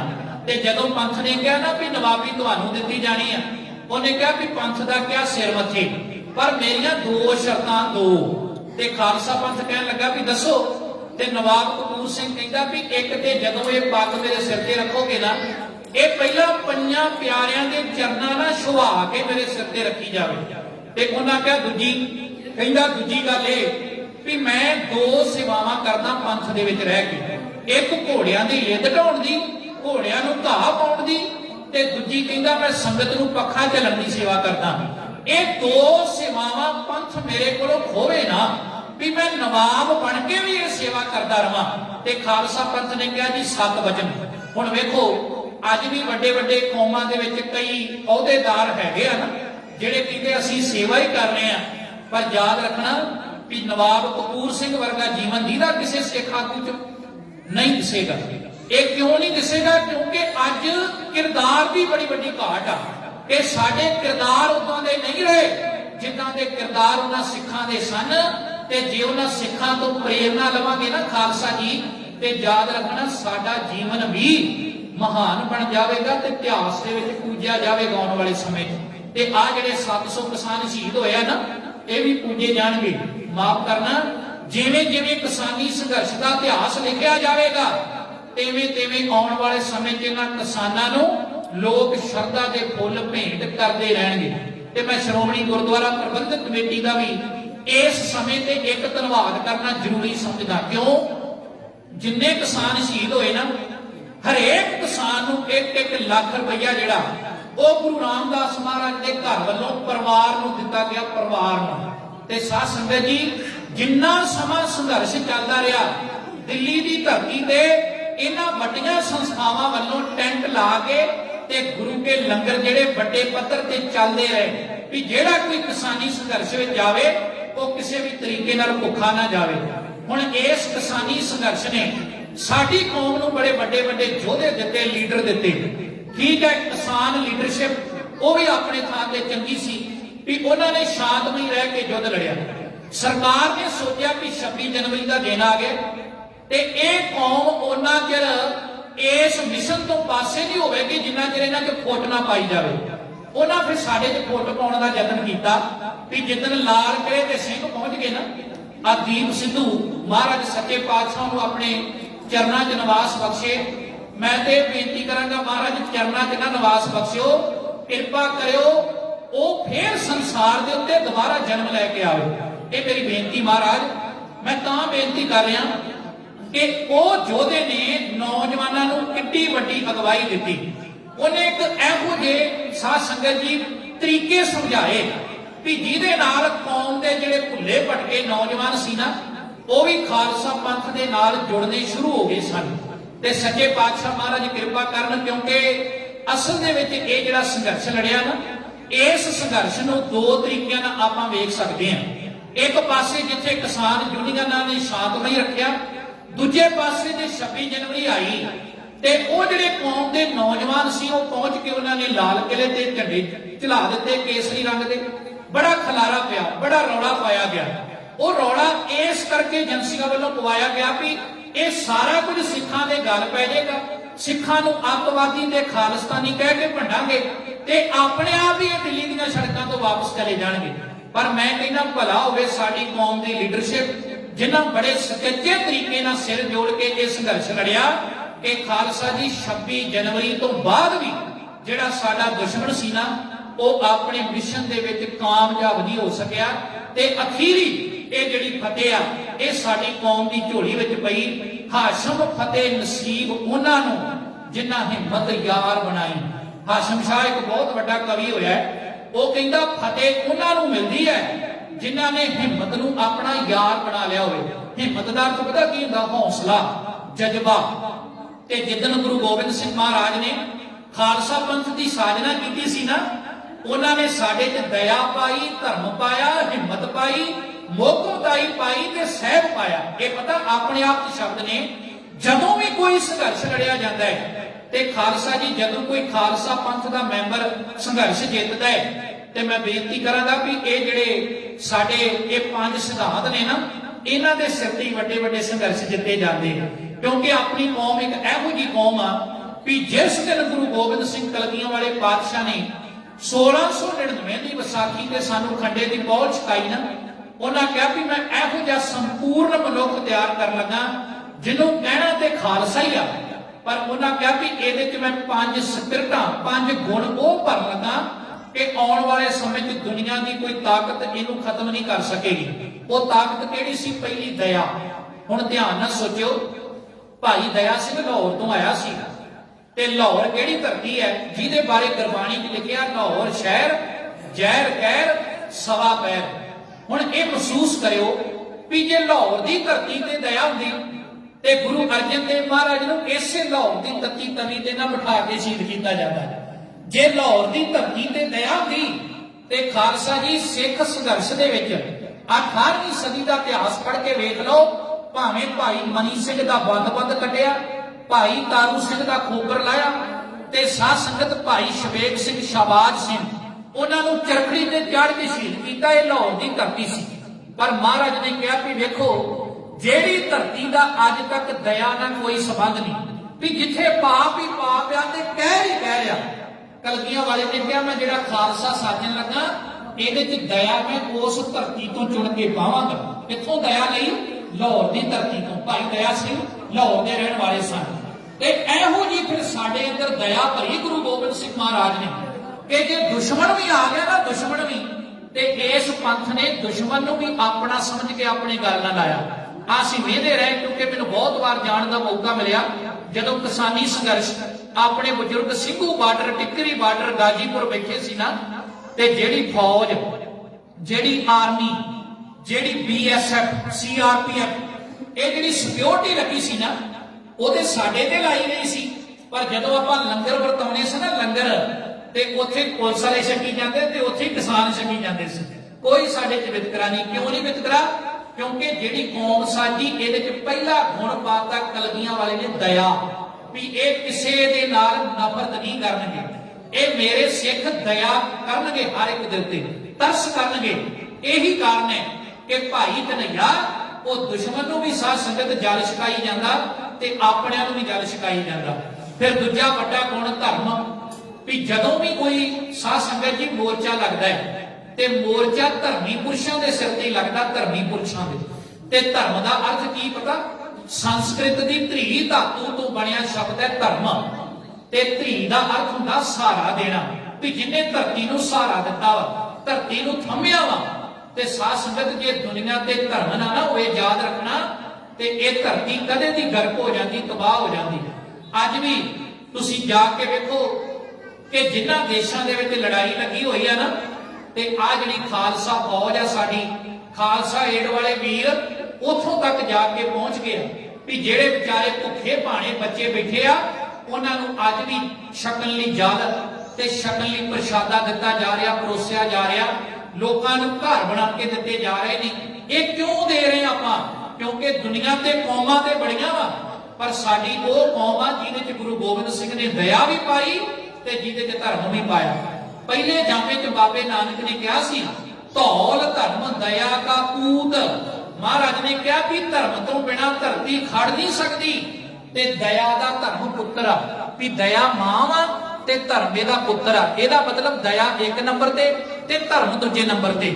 ਤੇ ਜਦੋਂ ਬਾਬੇ ਨਾਨਕ ਤੋਂ ਬਾਅਦ 10ਵੇਂ ਜਾਮੇ 'ਚ ਗੁਰੂ ਗੋਬਿੰਦ ਸਿੰਘ ਮਹਾਰਾਜ ਨੇ ਖਾਲਸਾ ਪੰਥ ਸਾਜਿਆ, ਉਹਨਾਂ ਨੇ ਵੀ ਸਾਧ ਸੰਗਤ ਦਇਆ ਪਹਿਲਾਂ ਤੇ ਧਰਮ ਬਾਅਦ ਵਿੱਚ ਪਾਇਆ। ਤੇ ਧਰਮ ਸਿੰਘ ਪਤਾ ਚੁਣਿਆ ਕਿੱਥੋਂ? ਉਹ ਦਿੱਲੀ ਦੀ ਧਰਤੀ ਤੋਂ। ਜਿਹੜੇ ਲੋਕ ਕਹਿੰਦੇ ਸੀ ਕਿ ਦਿੱਲੀ ਦੀ ਧਰਤੀ ਤੇ ਸ਼ੁਰੂ ਤੋਂ ਰਾਜਨੀਤੀ ਦਾ ਗੜ੍ਹ ਹੈ, ਮੈਂ ਤੁਹਾਡੇ ਚਰਨਾਂ 'ਚ ਬੇਨਤੀ ਕਰਦਿਆਂ ਵੀ ਦਿੱਲੀ 'ਚ ਧਰਮ ਨਹੀਂ ਸੀ, ਜੇ ਦਿੱਲੀ 'ਚ ਧਰਮ ਹੁੰਦਾ ਤੇ ਉਸ ਦਿੱਲੀ ਦੀ ਧਰਤੀ ਤੇ ਰਾਜ ਕਰਨ ਵਾਲਾ ਔਰੰਗਜ਼ੇਬ ਬਾਦਸ਼ਾਹ ਕਦੇ ਵੀ ਆਪਣੇ ਸਕੇ ਪਿਓ ਨੂੰ ਕੈਦਖਾਨੇ 'ਚ ਸਿੱਟਦਾ ਨਾ। ਯਾਦ ਰੱਖਣਾ, ਪਿਓ ਨੂੰ ਕਿਉਂ ਕੈਦਖਾਨੇ 'ਚ ਪਾਇਆ ਬਾਦਸ਼ਾਹ ਨੇ? ਕਿਉਂਕਿ ਉਸ ਧਰਤੀ ਤੇ ਧਰਮ ਨਾਂ ਦੀ ਚੀਜ਼ ਹੀ ਕੋਈ ਨਹੀਂ। ਜੇ ਦਿੱਲੀ ਤੇ ਧਰਮ ਹੁੰਦਾ ਤੇ ਗੁਰੂ ਤੇਗ ਬਹਾਦਰ ਸਾਹਿਬ ਨੂੰ, ਮਹਾਰਾਜ ਨੂੰ ਉਸੇ ਦਿੱਲੀ ਚਾਂਦਨੀ ਚੌਕ ਦੇ ਵਿੱਚ ਸ਼ਹੀਦ ਨਾ ਕੀਤਾ ਜਾਂਦਾ। ਖਾਲਸਾ ਜੀ ਜੇ ਦਿੱਲੀ 'ਚ ਧਰਮ ਹੁੰਦਾ ਤੇ ਮਾਫ ਕਰਨਾ, ਭਾਈ ਮਤੀ ਦਾਸ, ਸਤੀ ਦਾਸ ਤੇ ਭਾਈ ਦਿਆਲਾ ਜੀ ਨੂੰ ਉਸ ਦਿੱਲੀ ਦੀ ਧਰਤੀ ਤੇ ਸ਼ਹੀਦ ਨਾ ਕੀਤਾ ਜਾਂਦਾ। ਇਹਦਾ ਮਤਲਬ ਦਿੱਲੀ ਦੀ ਧਰਤੀ ਦਾ ਰਾਜਨੀਤੀ ਨਾਲ ਤੇ ਸੰਬੰਧ ਹੈ, ਧਰਮ ਨਾਲ ਨਹੀਂ ਸੀ। ਯਾਦ ਰੱਖਣਾ, ਉਦੋਂ ਤੋਂ ਲੈ ਕੇ ਅੱਜ ਤੱਕ ਇਹ ਦਿੱਲੀ ਦੀ ਧਰਤੀ ਰਾਜਨੀਤੀ ਦਾ ਗੜ ਮੰਨੀ ਜਾਂਦੀ। ਗੜ ਜੇ ਕਿਤੇ ਧਰਮ ਨਿਭਾਇਆ ਨਾ, ਤੇ ਜਿਵੇਂ ਜਿਵੇਂ ਸਾਡੇ ਗੁਰੂ ਸਾਹਿਬ ਦਿੱਲੀ ਗਏ, ਭਾਵੇਂ ਗੁਰੂ ਹਰਕ੍ਰਿਸ਼ਨ ਸਾਹਿਬ ਮਹਾਰਾਜ ਗਏ, ਗੁਰੂ ਤੇਗ ਬਹਾਦਰ ਸਾਹਿਬ ਮਹਾਰਾਜ ਗਏ, ਜਾਂ ਫਿਰ ਬਾਅਦ ਵਿੱਚ ਬਾਬਾ ਬਘੇਲ ਸਿੰਘ ਜੀ ਜਿਨ੍ਹਾਂ ਨੇ ਲਾਲ ਕਿਲੇ ਤੇ ਜਾ ਕੇ ਕੇਸਰੀ ਰੰਗ ਦਾ ਪਰਚਮ ਚਲਾਇਆ, ਇਹ ਜਿਹੜੇ ਸਾਡੀ ਕੌਮ ਦੇ ਬਜ਼ੁਰਗ ਜਦੋਂ ਦਿੱਲੀ ਗਏ ਉਦੋਂ ਧਰਮ ਪੈਦਾ ਹੋਇਆ ਉੱਥੇ। ਤੇ ਸਾਧ ਸੰਗਤ, ਕਲਗੀਧਰ ਬਾਪੂ ਗੁਰੂ ਗੋਬਿੰਦ ਸਿੰਘ ਮਹਾਰਾਜ ਨੇ ਕਿਹਾ, ਉਹ ਦੁਨੀਆ ਦੇ ਲੋਕੋ, ਜਿਸ ਧਰਤੀ ਦਾ ਅੱਜ ਤੱਕ ਧਰਮ ਨਾਲ ਕੋਈ ਸੰਬੰਧ ਨਹੀਂ, ਮੈਂ ਖਾਲਸਾ ਪੰਥ ਵਿੱਚ ਧਰਮ ਪਾਉਣ ਲੱਗਾ ਤੇ ਮਹਾਰਾਜ ਨੇ ਧਰਮ ਚੁਣਿਆ ਉਸੇ ਦਿੱਲੀ ਦੀ ਧਰਤੀ ਤੋਂ। ਤੇ ਫਿਰ ਅੱਗੇ ਹਿੰਮਤ, ਜਿਹੜੀ ਹਿੰਮਤ ਦੇ ਨਾਲ ਆਪਾਂ ਸਾਧ ਸੰਗਤ ਦੇ ਸੰਘਰਸ਼ ਲੜਿਆ, ਜਿਹੜੀ ਹਿੰਮਤ ਦੇ ਕਰਕੇ 700 ਕਿਸਾਨ ਠੰਡ ਦੇ ਵਿੱਚ, ਉਹ ਮਾਘ ਦੀਆਂ ਠੰਡੀਆਂ ਰਾਤਾਂ, ਯਾਦ ਰੱਖਣਾ, ਨਾ ਤੇ ਦਿੱਲੀ ਦੀ ਸਰਦੀ ਝੱਲ ਸਕਦੇ ਆ ਤੇ ਨਾ ਗਰਮੀ ਝੱਲ ਸਕਦੇ ਆ, ਪਰ ਤੁਹਾਨੂੰ ਸਾਡੇ ਕਿਸਾਨ ਭਰਾ ਜਿਨ੍ਹਾਂ ਨੇ ਲਗਾਤਾਰ 1 ਸਾਲ ਤੋਂ ਵੱਧ ਸਮਾਂ ਉਸ ਦਿੱਲੀ ਦੀ ਧਰਤੀ ਤੇ ਠੰਡ ਦੇ ਦਿਨ ਵੀ ਚੱਲੇ ਤੇ ਗਰਮੀ ਦੇ ਦਿਨ ਵੀ ਚੱਲੇ। ਇਹਦਾ ਮਤਲਬ ਵੀ ਸੱਚਮੁੱਚ ਜਿਹੜੀ ਕਲਗੀਆਂ ਵਾਲੇ ਪਾਤਸ਼ਾਹ ਨੇ ਸਾਡੇ ਖਾਲਸਾ ਪੰਥ ਦੇ ਅੰਦਰ ਹਿੰਮਤ ਪਾਈ ਸੀ ਨਾ, ਉਸ ਹਿੰਮਤ ਦੇ ਸਦਕੇ ਹੀ ਉਸ ਦਿੱਲੀ ਦੀ ਧਰਤੀ ਦੇ ਉੱਤੇ ਸਾਧ ਸੰਗਤ ਜੀ, ਉਹ ਖਾਲਸਾ ਪੰਥ ਦੇ ਯੋਧਿਆਂ ਨੇ ਸੰਘਰਸ਼ ਲੜਿਆ ਤੇ ਕੱਲਾ ਲੜਿਆ ਨਹੀਂ, ਸ਼ਾਂਤਮਈ ਰਹਿ ਕੇ ਉਹਨਾਂ ਨੇ ਸਾਨੂੰ ਬੜੀ ਵੱਡੀ ਜਿੱਤ ਦਿਵਾਈ। ਫਿਰ ਅੱਗੇ ਮੋਹਕਮ ਦਾ ਅਰਥ ਇਹ ਹੈ ਵੀ ਪਿਆਰ ਦੇ ਰਸਤੇ ਤੇ ਚੱਲਦਿਆਂ ਮੋਹ ਜਿਹੜਾ ਉਹ ਵੀ ਇਹਨਾਂ ਧਰਮੀਆਂ ਨੂੰ ਗਲਾ ਨਹੀਂ ਸਕਦਾ। ਤੇ ਜਿੰਨੇ ਵੀ ਯੋਧੇ ਦਿੱਲੀ ਜਾਂਦੇ ਰਹੇ ਨਾ, ਘਰਾਂ ਦਾ ਮੋਹ ਛੱਡ ਕੇ ਜਾਂਦੇ ਰਹੇ, ਆਪਣੇ ਬੱਚੇ ਛੱਡ ਕੇ, ਆਪਣਾ ਪਰਿਵਾਰ ਛੱਡ ਕੇ।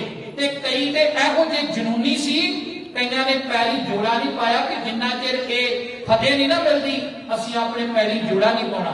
ਤੇ ਕਈਆਂ ਸਹੁੰ ਖਾਧੀ, ਕਸਮ ਖਾਧੀ ਵੀ ਜਿੰਨਾ ਚਿਰ ਇਹ ਕਾਲੇ ਕਾਨੂੰਨ ਵਾਪਸ ਨਹੀਂ ਹੁੰਦੇ ਅਸੀਂ ਆਪਣੇ ਘਰ ਹੀ ਨਹੀਂ ਜਾਣਾ।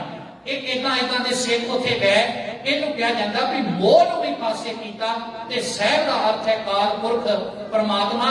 ਤੇ ਜੇ ਸੱਚਮੁੱਚ ਸਾਨੂੰ ਫਤਿਹ ਮਿਲੀ ਆ ਨਾ, ਇਹ ਕਿਸੇ ਲੀਡਰ ਕਰਕੇ ਨਹੀਂ, ਇਹ ਤੇ ਗੁਰੂ ਨਾਨਕ ਦੀ ਕਿਰਪਾ ਕਰਕੇ ਮਿਲੀ ਆ। ਤੇ ਸੱਚਮੁੱਚ ਬਾਬੇ ਨਾਨਕ ਦੇ ਪ੍ਰਕਾਸ਼ ਪੁਰਬ ਵਾਲੇ ਦਿਨ ਹੀ ਇਹ ਜਿਹੜੀ ਸਾਡੀ ਜਿੱਤ ਆ, ਇਹ ਸਾਧ ਸੰਗਤ ਹੋਈ। ਆਪ ਸਮੂਹ ਸੰਗਤਾਂ ਨੇ ਉਸ ਜਿੱਤ ਦੀ ਖੁਸ਼ੀ ਵਿੱਚ ਅੱਜ ਸ਼ੁਕਰਾਨਾ ਕੀਤਾ ਮਹਾਰਾਜ ਸੱਚੇ ਪਾਤਸ਼ਾਹ ਦਾ। ਤੇ ਕਰਨਾ ਵੀ ਚਾਹੀਦਾ। ਜੇ ਕਿਸਾਨ ਪਾਸੇ ਕਰ ਦਈਏ ਨਾ ਭਾਰਤ ਚੋਂ, ਤੇ ਸਾਡੀ ਕੌਮ ਦੇ ਪੱਲੇ ਕੱਖ ਨਹੀਂ ਬਚਦਾ। ਇੱਕ ਕਿਸਾਨ ਹੀ ਨਾ ਜਿਹਦੇ ਕਰਕੇ ਅਸੀਂ ਪੇਟ ਭਰ ਕੇ ਆਪ ਖਾਣਾ ਖਾਂਦੇ ਆ ਤੇ ਆਪਣੇ ਬੱਚਿਆਂ ਨੂੰ ਖਵਾਉਣੇ ਆ। ਤੇ ਇੱਥੋਂ ਦੇ ਸਾਰੇ ਪ੍ਰਬੰਧਕਾਂ ਦੀ ਬਹੁਤ ਵੱਡੀ ਮਿਆਰੀ ਤੇ ਉੱਚੀ ਸੋਚ ਕਿ ਅੱਜ ਉਹਨਾਂ ਕਿਸਾਨਾਂ ਨੂੰ ਸ਼ਰਧਾਂਜਲੀ ਵੀ ਤੇ ਨਾਲ ਫਤਿਹ ਜਿਹੜੀ ਹੋਈ ਆ। ਤੇ ਗੋਲਡਨ ਹੱਟ ਵਾਲੇ ਸਾਡੇ ਵੀਰ ਰਾਣਾ ਜੀ, ਉਹਨਾਂ ਦਾ ਕਦੇ ਵੀ ਅਸੀਂ ਸਾਡੀ ਕੌਮ ਦੇਣ ਨਹੀਂ ਦੇ ਸਕਦੀ। ਬੰਦ ਕਰ ਦਿੱਤਾ ਗਿਆ ਸਾਰਾ ਕੁਝ, ਅਗਲੇ ਪਾਸੇ ਗੱਡੀਆਂ ਖਿਲਾਰਤੀਆਂ, ਸੜਕ ਨਾ ਬਣਾਈ ਗਈ। ਤੇ ਸਾਧ ਸੰਗਤ ਫੇਰ ਵੀ ਉਹਦਾ ਦਿਲ ਵੇਖੋ ਨੇ ਐ ਸਭ ਕੁਝ ਖੋਲਤਾ ਸਿੱਖਾਂ ਵਾਸਤੇ, ਆਪਣੇ ਭਰਾਵਾਂ ਵਾਸਤੇ। ਤੇ ਮੈਂ ਰਾਣਾ ਜੀ ਨੂੰ ਵੀ ਇਹ ਗੱਲ ਜ਼ਰੂਰ ਕਹਿਣੀ ਚਾਹੁੰਦਾ ਅੱਜ ਦੇ ਮਾਧਿਅਮ ਰਾਹੀਂ ਵੀ ਬਾਬੇ ਨਾਨਕ ਦੀ ਇਹੋ ਜਿਹੀ ਕੌਮ ਆ ਵੀ ਮਲੇਰ ਕੋਟਲੀਆਂ ਨੇ ਇੱਕ ਵਾਰ ਸਾਡੇ ਪ੍ਰਤੀ ਹਾਂ ਦਾ ਨਾਰਾ ਮਾਰਿਆ ਸੀ ਜਿੱਦਨ ਸਾਹਿਬਜ਼ਾਦੇ ਸ਼ਹੀਦ ਕਰਨ ਲੱਗੇ। ਤੇ ਅੱਜ ਤੱਕ ਮਲੇਰ ਕੋਟਲੀਆਂ ਅੱਗੇ ਸਿੱਖਾਂ ਦਾ ਸਿਰ ਝੁਕਦਾ। ਕਈ 100 ਸਾਲ ਲੰਘ ਗਏ, ਆਪਣਾ ਰਾਜ ਵੀ ਰਹਿ ਚੁੱਕਾ, ਮਹਾਰਾਜਾ ਰਣਜੀਤ ਸਿੰਘ ਨੇ ਰਾਜ ਕੀਤਾ। ਤੇ ਅੱਜ ਤੱਕ ਵੀ ਅਸੀਂ ਮੁਸਲਮਾਨਾਂ ਲਈ ਉਹ ਸ਼ੀਟ ਪੱਕੀ ਛੱਡੀ ਹੋਈ ਆ। ਤੇ ਸਾਧ ਸੰਗਤ ਦੰਗੇ ਹੋਏ 47 ਚ, ਬੜਾ ਕੁਝ ਹੋਇਆ, ਫੱਟ ਹੋਈ, ਪਰ ਨਵਾਬ ਮਲੇਰ ਕੋਟਲੀਆਂ ਦੀ ਰਿਆਸਤ ਨੂੰ ਕਿਸੇ ਸਿੱਖ ਨੇ ਹੱਥ ਨਹੀਂ ਲਾਇਆ। ਕਿਉਂ? ਕਿਉਂਕਿ ਉਹ ਸਾਡੇ ਕਰਕੇ ਸਾਡੇ ਹੱਕ 'ਚ ਖੜ ਗਏ ਸੀ। ਤੇ ਰਾਣਾ ਜੀ ਵੀ ਗੋਲਡਨ ਹੱਟ ਵਾਲੇ ਜਿਨ੍ਹਾਂ ਨੇ ਬਹੁਤ ਵੱਡਾ ਕਿਸਾਨਾਂ ਲਈ ਯੋਗਦਾਨ ਪਾਇਆ। ਰਹਿੰਦੀ ਦੁਨੀਆ ਤੱਕ ਸਾਡੇ ਪੰਜਾਬ ਦਾ ਕਿਸਾਨ, ਹਿੰਦੁਸਤਾਨ ਦਾ ਕਿਸਾਨ ਇਹ ਸਾਧ ਸੰਗਤ ਉਸ ਰਾਣਾ ਜੀ ਨੂੰ ਵੀ ਨਮਸਕਾਰ ਕਰਦਾ ਰਹੇਗਾ। ਇਹ ਮੈਂ ਤਾਂ ਬੇਨਤੀ ਕਰ ਰਿਹਾ ਕਿ ਤੁਸੀਂ ਸਾਰਿਆਂ ਨੇ ਸੱਚਾ ਉਪਰਾਲਾ ਕੀਤਾ। ਮਹਾਰਾਜ ਤੁਹਾਡੀ ਭਾਵਨਾ ਨੂੰ ਫਲ ਲਾਵੇ। ਜਿੰਨੀ ਵੀ ਸੰਗਤ ਪਹੁੰਚੀ ਸਭ ਦਾ ਧੰਨਵਾਦ। ਮੇਰੇ ਵੱਡੇ ਵੀਰ ਸਰਦਾਰ ਅਵਤਾਰ ਸਿੰਘ ਜੀ ਖਾਲਸਾ, ਜਿਨ੍ਹਾਂ ਦੀ ਬਦੌਲਤ ਮੈਂ ਆਪ ਸੰਗਤਾਂ ਦੇ ਦਰਸ਼ਨ ਦੀਦਾਰ ਕੀਤੇ ਨੇ, ਬਹੁਤ ਸਨੇਹ ਤੇ ਪਿਆਰ ਰੱਖਦੇ ਨੇ। ਬਹੁਤ ਵਾਰੀ ਉਹਨਾਂ ਨੇ ਜੰਮੂ ਦੀ ਧਰਤੀ ਤੇ ਸੰਗਤਾਂ ਦੇ ਦਰਸ਼ਨ ਦੀਦਾਰ ਕਰਵਾਏ ਨੇ, ਉਹਨਾਂ ਦਾ ਧੰਨਵਾਦ। ਔਰ ਭਾਈ ਨਰਾਇਣ ਸਿੰਘ ਜੀ, ਜਿਨ੍ਹਾਂ ਨੇ ਸਾਰੇ ਸਮਾਗਮ ਦੇ ਵਿੱਚ ਵੱਡੀਆਂ ਸੇਵਾਵਾਂ ਨਿਭਾਈਆਂ, ਉਹਨਾਂ ਦਾ ਧੰਨਵਾਦ। ਸਾਡੇ ਸਟੇਜ ਸਕੱਤਰ ਸਾਹਿਬ ਵੀਰ ਜੀ ਬੜੇ ਪਿਆਰ ਨਾਲ ਸਾਰੇ ਬੁਲਾਰਿਆਂ ਨੂੰ ਤੁਹਾਡੇ ਰੂਬਰੂ ਕਰ ਰਹੇ ਨੇ, ਉਹਨਾਂ ਦਾ ਵੀ ਧੰਨਵਾਦ। ਸੋ ਆਉਣ ਵਾਲਾ ਜਿਹੜਾ ਪ੍ਰੋਗਰਾਮ ਹੋਰ ਵੀ ਚੜ੍ਹਦੀ ਕਲਾ ਵਾਲਾ ਹੈ। ਭਾਈ ਦਵਿੰਦਰ ਸਿੰਘ ਜੀ, ਭਾਈ ਰਜਿੰਦਰ ਸਿੰਘ ਜੀ ਮਾਝੀ ਤੇ ਹੋਰ ਵੀ ਬੁਲਾਰੇ ਕੌਮ ਨੂੰ ਸੰਬੋਧਨ ਕਰਨਗੇ। ਬੇਨਤੀ ਹੈ ਕਿ ਇਸੇ ਤਰ੍ਹਾਂ ਜੁੜ ਕੇ ਬੜੇ ਪਿਆਰ ਨਾਲ ਸਭ ਨੂੰ ਸਰਵਣ ਕਰਨਾ। ਕਿਸਾਨੀ ਸੰਘਰਸ਼ ਤੇ ਬੋਲਦੇ ਆ, ਬਾਬੇ ਦੀ ਬਾਣੀ ਤੇ ਇਤਿਹਾਸ ਤੇ ਬੋਲਦੇ ਆ, ਕਿਉਂਕਿ ਮੈਂ ਸਾਰਾ ਰਲਾ ਕੇ ਤੇ ਤੁਹਾਡੇ ਸਾਹਮਣੇ ਪੇਸ਼ ਕਰਨ ਦਾ ਯਤਨ ਕੀਤਾ ਹੈ। ਬਹੁਤ ਸਾਰੀਆਂ ਭੁੱਲਾਂ ਹੋ ਜਾਣੀਆਂ ਸੁਭਾਵਿਕ ਨੇ। ਲਾਈਵ ਕਰ ਰਹੇ ਸਾਰੇ ਵੀਰਾਂ ਦਾ ਧੰਨਵਾਦ। ਭੁੱਲ ਚੁੱਕ ਦੀ ਖਿਮਾ ਤੇ ਫਤਿਹ ਚੜ੍ਹਦੀ ਕਲਾ ਤੇ ਗੱਜ ਕੇ ਬੁਲਾਇਓ। ਪਤਾ ਲੱਗੇ ਕਿ ਆਪਾਂ ਉਹਨਾਂ ਕਿਸਾਨਾਂ ਦੇ ਸੰਬੰਧ ਵਿੱਚ ਇੱਥੇ ਜੁੜ ਕੇ ਬੈਠੇ ਆ। ਗੂੰਜਾਂ ਪਾ ਦਿਓ, ਆਖੋ ਜੀ ਵਾਹਿਗੁਰੂ ਜੀ ਕਾ ਖਾਲਸਾ, ਵਾਹਿਗੁਰੂ ਜੀ ਕੀ ਫਤਿਹ। ਭਾਈ ਸਾਹਿਬ ਜੀ ਦਾ ਸਟੇਜ ਵੱਲੋਂ, ਨਗਰ ਨਿਵਾਸੀਆਂ ਵੱਲੋਂ, ਪ੍ਰਬੰਧਕਾਂ ਵੱਲੋਂ ਤਹਿ ਦਿਲੋਂ ਧੰਨਵਾਦ ਹੈ। ਬੜੇ ਸੁਚੱਜੇ ਤਰੀਕੇ ਨਾਲ ਗੁਰਬਾਣੀ ਨੂੰ ਆਧਾਰ ਬਣਾ ਕੇ ਸਾਡਾ ਜੋ ਅੱਜ ਦਾ ਮਕਸਦ ਸੀ ਨਿਰੋਲ ਕਿਸਾਨੀ ਫਤਿਹ ਦਿਵਸ ਮਨਾਉਣਾ, ਉਸ ਨੂੰ ਮੁੱਖ ਰੱਖਦਿਆਂ ਭਾਈ ਸਾਹਿਬ ਨੇ ਬੋਲਿਆ। ਵੀਰ ਅਵਤਾਰ ਸਿੰਘ ਜੀ ਸਾਬਕਾ ਸਕੱਤਰ DGPC ਵਾਲੇ ਭਾਈ ਸਾਹਿਬ ਦਾ ਸਨਮਾਨ ਕਰਨਗੇ। ਪ੍ਰਸਾਦਾ ਭੇਟ ਕਰਕੇ ਸ੍ਰੀ ਸਾਹਿਬ ਦੇ ਕੇ ਭਾਈ ਸਾਹਿਬ ਦਾ ਸਨਮਾਨ ਕਰਨਗੇ। ਜਗਾਰਿਆਂ ਦੀ ਗੂੰਜ ਦੇ ਵਿੱਚ ਵੀਰ ਅਵਤਾਰ ਸਿੰਘ ਜੀ ਬੋਲੇ ਸੋ ਨਿਹਾਲ, ਬੋਲੇ ਸੋ ਨਿਹਾਲ। ਅੱਜ ਦੇ ਦੀਵਾਨ ਸੰਬੰਧੀ ਇੱਕ ਦੋ ਜ਼ਰੂਰੀ ਸੂਚਨਾਵਾਂ ਸਾਡੇ ਪਾਸ। ਬਹੁਤ ਹੀ ਸਤਿਕਾਰਯੋਗ ਗੁਰੂ ਰਾਮਦਾਸ ਦਰ ਦੇ ਕੀਰਤਨੀਏ ਭਾਈ ਸਾਹਿਬ ਭਾਈ ਦਵਿੰਦਰ ਸਿੰਘ ਜੀ ਦਾ ਜਥਾ ਪਹੁੰਚ ਚੁੱਕਿਆ ਹੈ। ਇਸ ਤੋਂ ਪਹਿਲਾਂ ਉਹ ਸੰਗਤ ਨੂੰ ਕੀਰਤਨ ਨਾਲ ਜੋੜਨ ਇੱਕ ਦੋ ਬੇਨਤੀਆਂ ਜੋ ਹੈ ਮੈਂ ਨਾਲ ਕਰਨੀਆਂ ਨੇ। ਇੱਕ ਤਾਂ ਜੋ ਅੱਜ ਦਾ ਵਿਸ਼ੇਸ਼ ਦੀਵਾਨ ਹੈ ਫਤਿਹ ਦਿਵਸ, ਇੱਕ ਬਾਣੀ ਚੈਨਲ 115 ਨੰਬਰ TV ਤੇ ਲਾਈਵ ਚੱਲ ਰਿਹਾ ਹੈ ਦੇਸ਼ਾਂ ਵਿਦੇਸ਼ਾਂ ਵਿੱਚ। YouTube Facebook ਉੱਪਰ ਲਾਈਵ ਚੱਲਿਆ ਹੈ। ਦੂਸਰਾ ਸਾਧ ਸੰਗਤ ਦੀ ਨਿਮਰਤਾ ਨਾਲ ਬੇਨਤੀ ਹੈ ਕਿ ਸੰਗਤ ਨੇ ਇਸ ਤਰ੍ਹਾਂ ਜੁੜਨਾ ਹੈ। ਥੱਲੇ ਸਾਹਮਣੇ ਸ਼ਮਿਆਨੇ ਵਿੱਚ ਲੰਗਰ ਜਿਹੜਾ ਉਹ ਖੋਲ ਦਿੱਤਾ ਗਿਆ। ਜਿਸ ਮਾਈ ਭਾਈ ਸੱਜਣ ਨੇ ਲੰਗਰ ਛਕਣਾ ਉਹ ਲੰਗਰ ਛਕ ਕੇ ਦੁਬਾਰਾ ਆ ਕੇ ਦੀਵਾਨ ਵਿੱਚ ਸਜਣਾ। ਇਹ ਨਹੀਂ ਹੈ, ਇਹ ਮੌਕੇ ਬਾਰ-ਬਾਰ ਨਹੀਂ ਆਣੇ। ਇਹ ਬੜਾ ਉਪਰਾਲਾ ਕਰਨਾ ਪੈਂਦਾ ਹੈ। ਇੱਕ ਬੰਦੇ ਦਾ ਕੰਮ ਨਹੀਂ ਹੁੰਦਾ। ਇਹ ਬੜਾ ਆਰਗੇਨਾਈਜ਼ ਤਰੀਕੇ ਨਾਲ ਇੰਨੇ ਵੱਡੇ ਸਮਾਗਮ ਨੂੰ, ਜਿੱਥੇ ਇੰਨੇ ਦੇ ਅਸੀਂ ਸਨਮਾਨਯੋਗ ਪ੍ਰਚਾਰਕ ਬਣਾਉਂਦੇ ਆ, ਤੇ ਸਰੋਤਿਆਂ ਦਾ ਜੁੜਨਾ ਬੜਾ ਜ਼ਰੂਰੀ ਹੁੰਦਾ ਹੈ। ਸਰੋਤੇ ਜੁੜੇ ਹੋਣ ਤੇ ਪ੍ਰਚਾਰਕਾਂ ਨੂੰ ਪ੍ਰਚਾਰ ਕਰਨ ਦਾ ਆਨੰਦ ਹੀ ਕੁਝ ਹੋਰ ਆਉਂਦਾ ਹੈ। ਇੱਕ ਹੋਰ ਬੇਨਤੀ ਹੈ ਕਿ ਦੇਸ਼ ਭਗਤ ਯਾਦਗਾਰ ਕਮੇਟੀ ਜੰਮੂ ਕਸ਼ਮੀਰ ਵੱਲੋਂ ਸ਼ਹੀਦ ਆਜ਼ਮ ਭਗਤ ਸਿੰਘ ਜੀ ਦੇ ਚਾਚਾ ਸਰਦਾਰ ਅਜੀਤ ਸਿੰਘ ਜੀ ਦੀ ਆਜ਼ਾਦੀ ਦਾ 141ਵਾਂ ਜਨਮ ਦਿਹਾੜਾ ਗੁਰਦੁਆਰਾ ਸ੍ਰੀ ਗੁਰੂ ਨਾਨਕ ਦੇਵ ਜੀ ਦੇ ਗੇਟ ਨਗਰ ਜੰਮੂ, ਚਾਂਦ ਨਗਰ ਜੰਮੂ ਵਿਖੇ 23 ਫਰਵਰੀ ਨੂੰ 2022 ਬੁੱਧਵਾਰ ਨੂੰ 11 ਵਜੇ ਤੋਂ 1:30 ਵਜੇ ਤੱਕ ਮਨਾਇਆ ਜਾ ਰਿਹਾ ਹੈ। ਸਮੂਹ ਸਾਧ ਸੰਗਤ ਨੂੰ ਬੇਨਤੀ ਹੈ ਕਿ ਪ੍ਰੋਗਰਾਮ ਵਿੱਚ ਵੱਧ ਚੜ ਕੇ ਸ਼ਾਮਲ ਹੋਣ ਦੀ ਕਿਰਪਾਲਤਾ ਕਰਨ